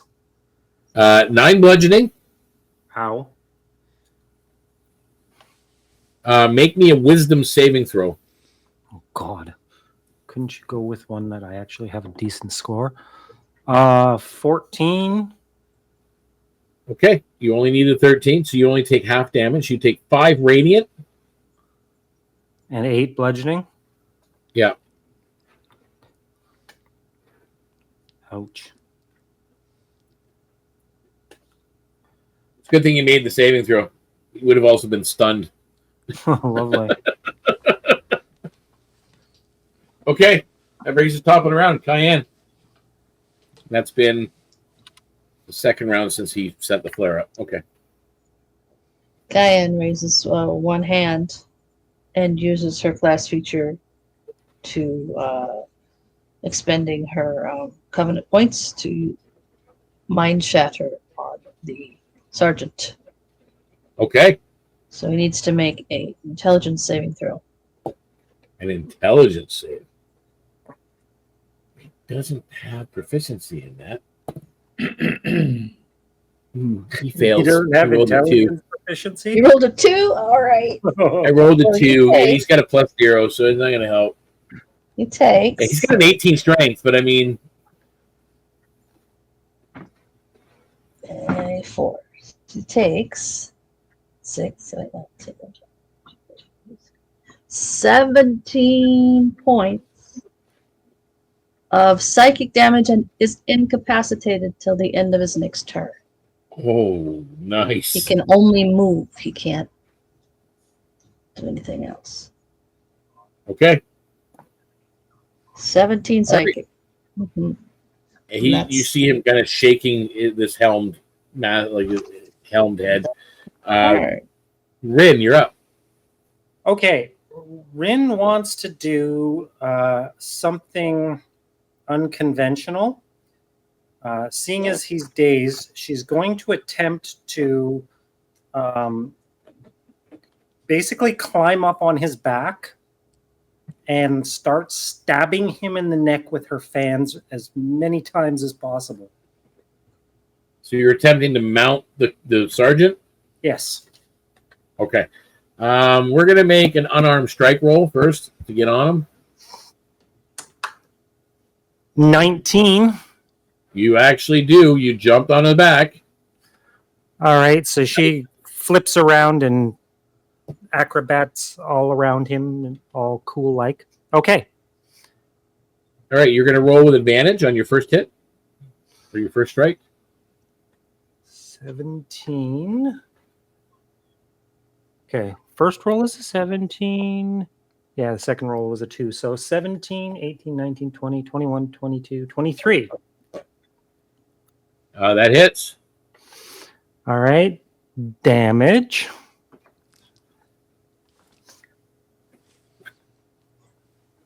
$11 points to his neck. Okay. Yep. Second attack. Is that one with the advantage as well? Yep. Okay. Nat 20. Oh, jeez. Okay. And Roll damage. That's the D10. What is that? 10 points times 2, 20 points. He's bloodied. And third attack. And yes, this is an advantage as well. Okay. If you had missed any one of them, then the advantage stops. 21. That hits. Got an 18 armor class, so. And he takes another 10 points. Okay. All right. And that's Rynn's turn. And that takes us to Jorrack. You're out. And I'm holding on there. I'm not letting go unless I have to. Oh, is the captain still up? Yeah. Oh, yeah. Oh. Rynn's on his back. Well, Going. Jorrack is going to try to two-handed swing the Warhammer into him and go, "Are we having fun yet?" And try to hopefully hit him with a 19. That hits. Are In you the hitting belly. the sergeant or are you hitting just the guard? Sergeant. The guard in front of you? Okay. No, the sergeant. The sergeant? Okay. That would be 13 bludgeoning. Clang. I do a somersault off of him and prepare for the next attack. Okay. That was you. That's you. He now has to intervene. Solvarr, you're up. Okay, so what do we have left standing here? There's 3 guards. The sergeant is down and 1 guard is down. So 3 guards. One of the guards is bloodied. 2 are not. Okay, Oh, I thought there were only 4 altogether. No, there were 4 plus the sergeant. plus the sergeant. Oh, holy mollies. Okay, so I am going to aim towards the one guard that's, we'll say, I'm looking at the screen right now. He'd be on the right-hand side. Is that one still standing? Yep, that's the one on Kian. Okay. First, I am going to make an attempt with a little pew-pew. If not, then I'm going to hit him with my shiny little feathers. So let's see what I can do. Good God, bird, hit something. I got a natural 20. Nice. Okay, so that's definitely So going to hit. your bolt goes right through a crack in the armor. Good. Okay, now, Nice shot. geez. Okay, so that. Sorry, I have to look it up because I don't use a weapon very often because I don't know how to shoot the broadside of a barn. I think it's a 1d4. Let me just check. Solvarr, whenever you become captain, where you got to change your name. 1d6. 1d6. Listen, kitty cat. We're going to 26 change your damage? name to Jack. 1d6 with. Okay. Captain Jack. Okay, that's all of 5 That was piercing. Sparrow's Canary. 5 piercing damage. Yeah. Okay. And now what I'm going to do is the feathers are going a dollish green, and we're going to cast Spotlight on that same character. Okay. And what Spotlight does, it's a magical illumination. Allies have advantage on attacks against them until the start of my next turn. Okay. Well, Kian, you might want to do that to the other one Okay. because Sure. you already gave Kian advantage the last time, so she still has advantage coming up. Okay. Didn't know if she used it yet. Yeah, I don't think she used it last time. Okay, Around. well, I'm going to put it on Yeah, I the other did. one. The other one that's Did you? not. Okay, never mind. She did. used it. My Okay, I bad. thought it was done. All right, so I'm going to put this person is now been spotlighted, so the next person that's going to hit him has advantage. So the one in front of you, Kian, all of a sudden this radiant green glow comes from the wings of Solvarr as he's flying above and literally shines a spotlight down on him. Search and rescue. Making him much easier to hit. Okay. Is that the end of your turn? Yeah, that's it for me. I can't do anything else. Okay. There are 3 left. There is the one on Jorrack still, and he is going to take a swing. That's a 17 to hit. Hits. 3. That's 8 points of bludgeoning. He negates 5 with the reaction. Okay. And That then there's tickles. one still on Rynn. That's going to miss for certain. And so is that. And there's still the one on Kian. Ouch. Okay. 1 hit and 1 miss. Kian. What did he hit me with? Take 16 points of bludgeoning damage. Really? What did he hit me with? That Warhammer. Oh, yeah. And he And rolled a it 18 or 19 or yeah, something. he rolled a nat 20. Oh. So how much? It hurt. It's 16 points of bludgeoning. Kian is lifted up with that blow. Oof. Yeah. You don't drop, do you? No. And the worst part is he hits you coming down. So you bounce. Well, I you've was seen full him up, swing so this hard. way. And she Yeah. literally got taken off her feet with that hot hit. You guys all see it. It's cracked solid Right. as I that understand. happens. So top of the round though, Yeah. Kian, you're up, and you have advantage. Not the same one that just hit me. Yeah, same one that just hit you. That's the one. That's the one that I have advantage on. Yep. Oh, you're gonna regret you did that. Let's see. I can't do anything to him other than just swing at him, I guess. Actually, it's the top of the round. Kian's making the attack, but at this point, Solvarr, Rynn, and Jorrack can make me perception checks. That's a 22 to hit. That hits. That is a 7 points of slashing damage. Okay. At the end of your attack. Yes. Yes. Okay. What did you guys roll on your perceptions? 15 for me. 17. Dirty 20. Okay. So all 3 of you notice that the Crimson Gayle crews from the different ships are not just standing idle by. Captain Vane has obviously given orders, and you see them moving past and down the walkway towards where that woman walked to. And these guys walked out of. So you see probably about 50 pirates. And they're almost like scurrying spiders along the edges of the walls as they're moving down this passageway. So that's what's going on. Now, after Kian, that brings us to Rynn. You're up. All right. The guy on you. Little kitty blender is going to do her thing. 19.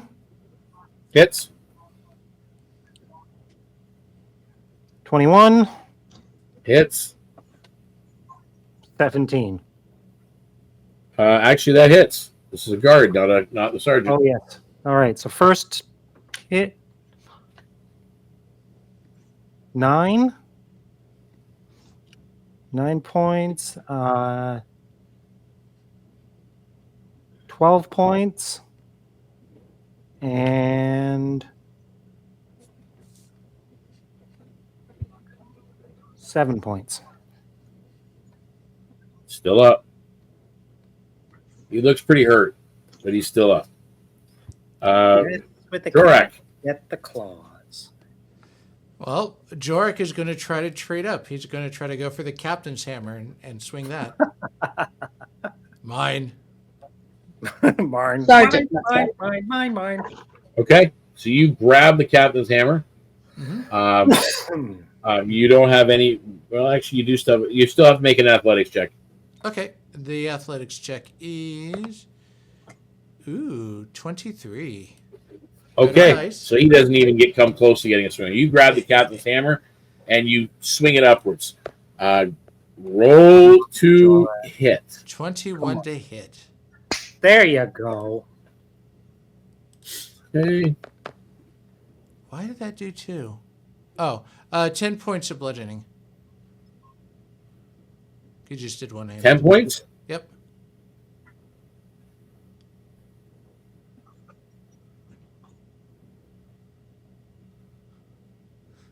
Good night. All right, he's officially bloodied at this point. Correct, and that brings us to Solvarr. You're up. Okay. How many are left? 3. Still 3? Yep. Man. 2 of them are looking really bad. I know. Well, I am going to. Well, I can do the little guy, which will be okay. Okay. What I'm going to do is first do. Where's that? Where's my third level? Where is it? Oh, there it is. Okay, so first I'm going to cast Dawn's Embrace. Obviously, these people need some kind of healing. So I'm going to throw that on them, and it's going to be 3 points, hit points back. Sorry, I'm running out of 3 hit points back. 3 points back, everybody. And Better than then, nothing. yeah, because when I've only got 6 points to use, I got to use them sparingly. And I've got 1 left that I could use this one for, so we're going to do that later. Now I'm going to try and ping the piss out of one of them if I can. Okay. The one that Kian was doing, what I put the spotlight on. Yep. Oh, 18. And You plus, hit. I got to hit them. All right. It's only a Your 1. spotlight helped too. I would have missed without it. Okay, we have 2 and 4 is 6. Clang. Clang. It drops. Yay! The birdie did something. On their turn, the one on Rynn is going to make a swing on her. Bring it. That is a 16 to hit on the first one, Miss. and a miss on the second one. Jorrack. Yeah. Ooh, 24 to hit, It still hits. and 15 to hit. So that's going to miss. So 8 points of bludgeoning damage. Is that before or after the 5? I shrug off.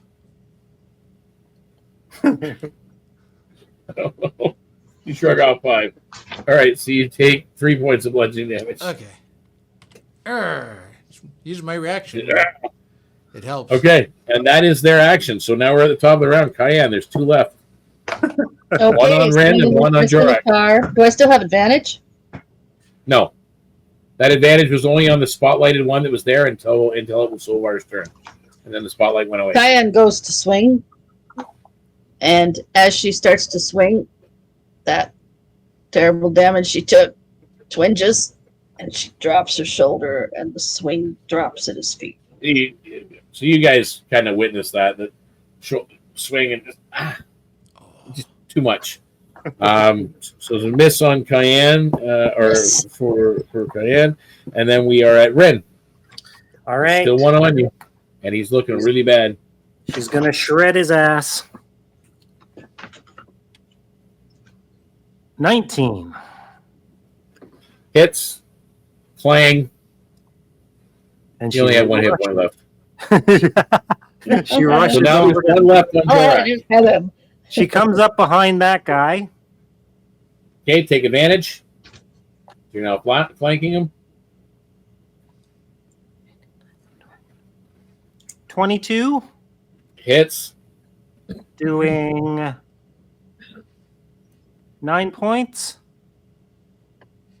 Okay, still up. And her final attack. 19. Oh, no, that's not a D10. Hits. Well, yes, that one is a D10. No, that one's a D8. 10. 10 points. Mhm. Still up. That is yours, Jorrack. You have advantage on him now. I distracted him. Ah, screw it. He'll just do a wide swing with the Warhammer. Good night. Okay. Just kidding. 14. Okay. With advantage? Was Oh that yeah, with don't forget you get advantage. Oh, You're flanking. 19 to hit.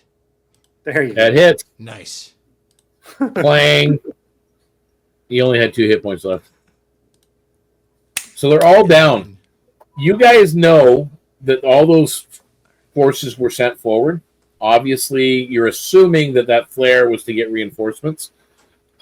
They've gone by presumably to intercept. You do now hear in the distance the clang of weapons. There are other crewmen now coming, and the captain comes back over to where you guys are, and these individuals that are here are being stripped of their goods. I mean, it's being left here, and their bodies are being dumped into the water, stripped of their gear. You hear, again, battle going on behind you, and then all of a sudden you hear the unmistakable twang of dozens of bows being fired off. In Dozens which direction? In which direction? behind you where the combat is. Oh. And then you hear it again. And then you hear silence.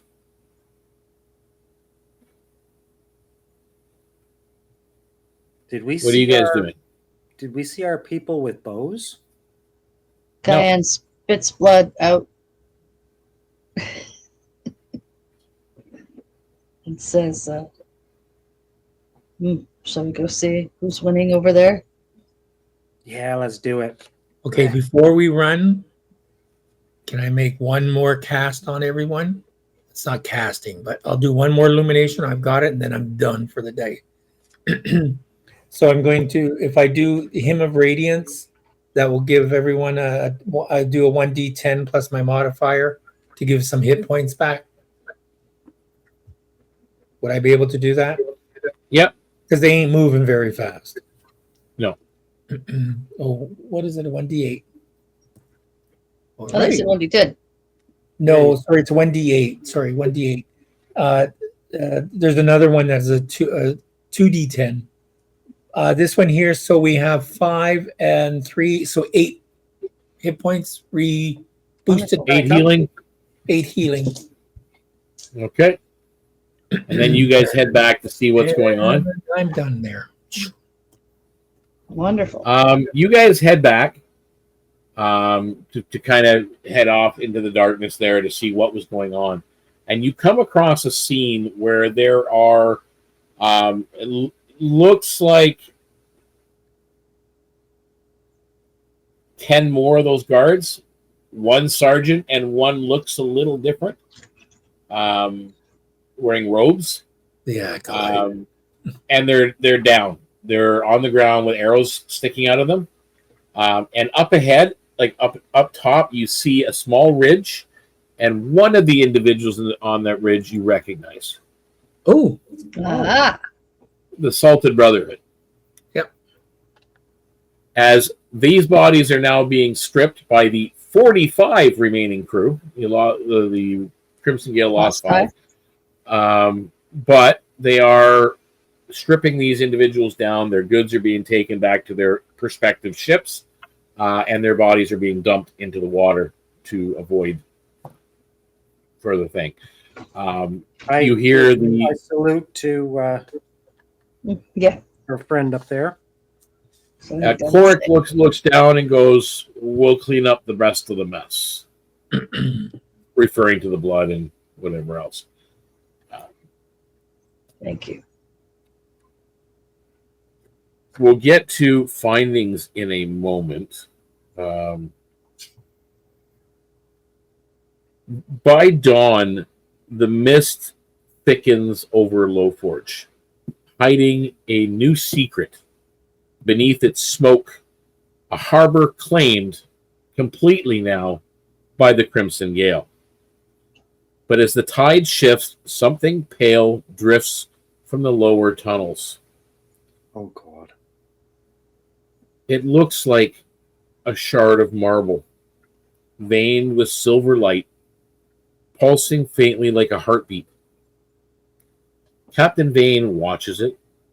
It's just kind of floating. He watches it pass, his expression unreadable. You can hear his words. The forges may roar, but the depths still whisper. Somewhere up this river, you see the walls tremble slightly, rattling the stone. The mines are stirring. Work is being done. The marble mines inland awaken. Strange lights have been seen now flickering deep beneath the forges, and the whispers speak of statues that breathe when the fires go out. And with that, we are going to end episode 10. Yay! Yay. You did. It's going to kind of give some rewards here and stuff that you got. My goodness.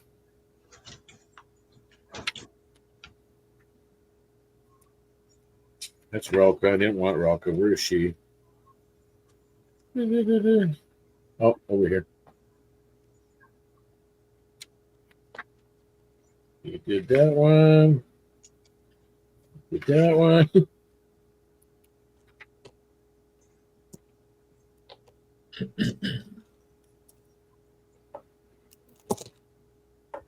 Okay, there we go. You guys end up with 5 Warhammers. One of them is a +1. That's the one that Jorrack has, no doubt. Yep, it's in his hands. You guys do have.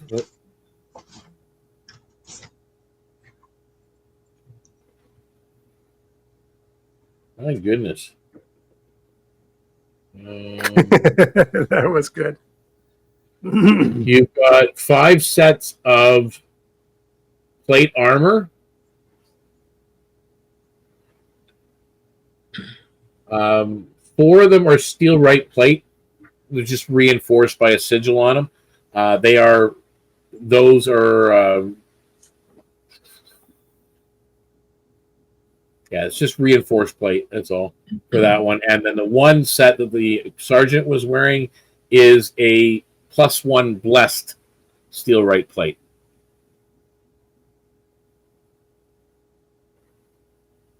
I don't think any of us are going to be wearing those. And you do get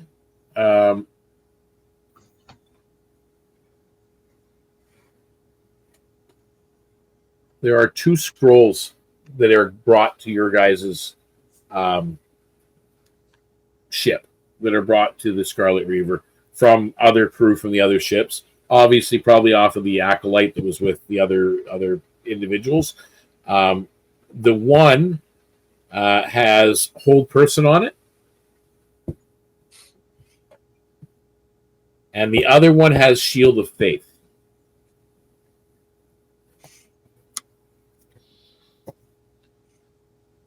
And that was 700 plus.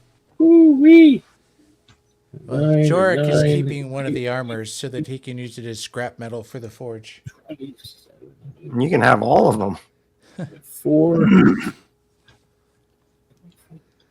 600 experience points each for the combat. How much did you say? I'm sorry. 600 each, Okay. and an additional 150 for completing the mission. So 750. Yeah, in total.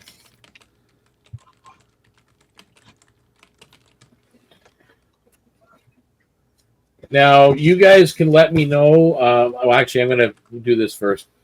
First of all, for everybody watching, thank you for tuning in to episode 10 of Southern Expanse. We will be back with episode 11 next Thursday evening. Hopefully you will be able to join us then.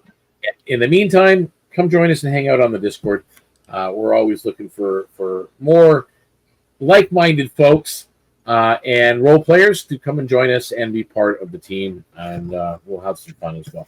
So again, thank you for tuning in, and until next time, guys, may all your rolls be criticals, not just the 20, also the 1, because a 1 is just as much fun. Bye for now, everybody. Love you all, and take care this weekend. Nerds!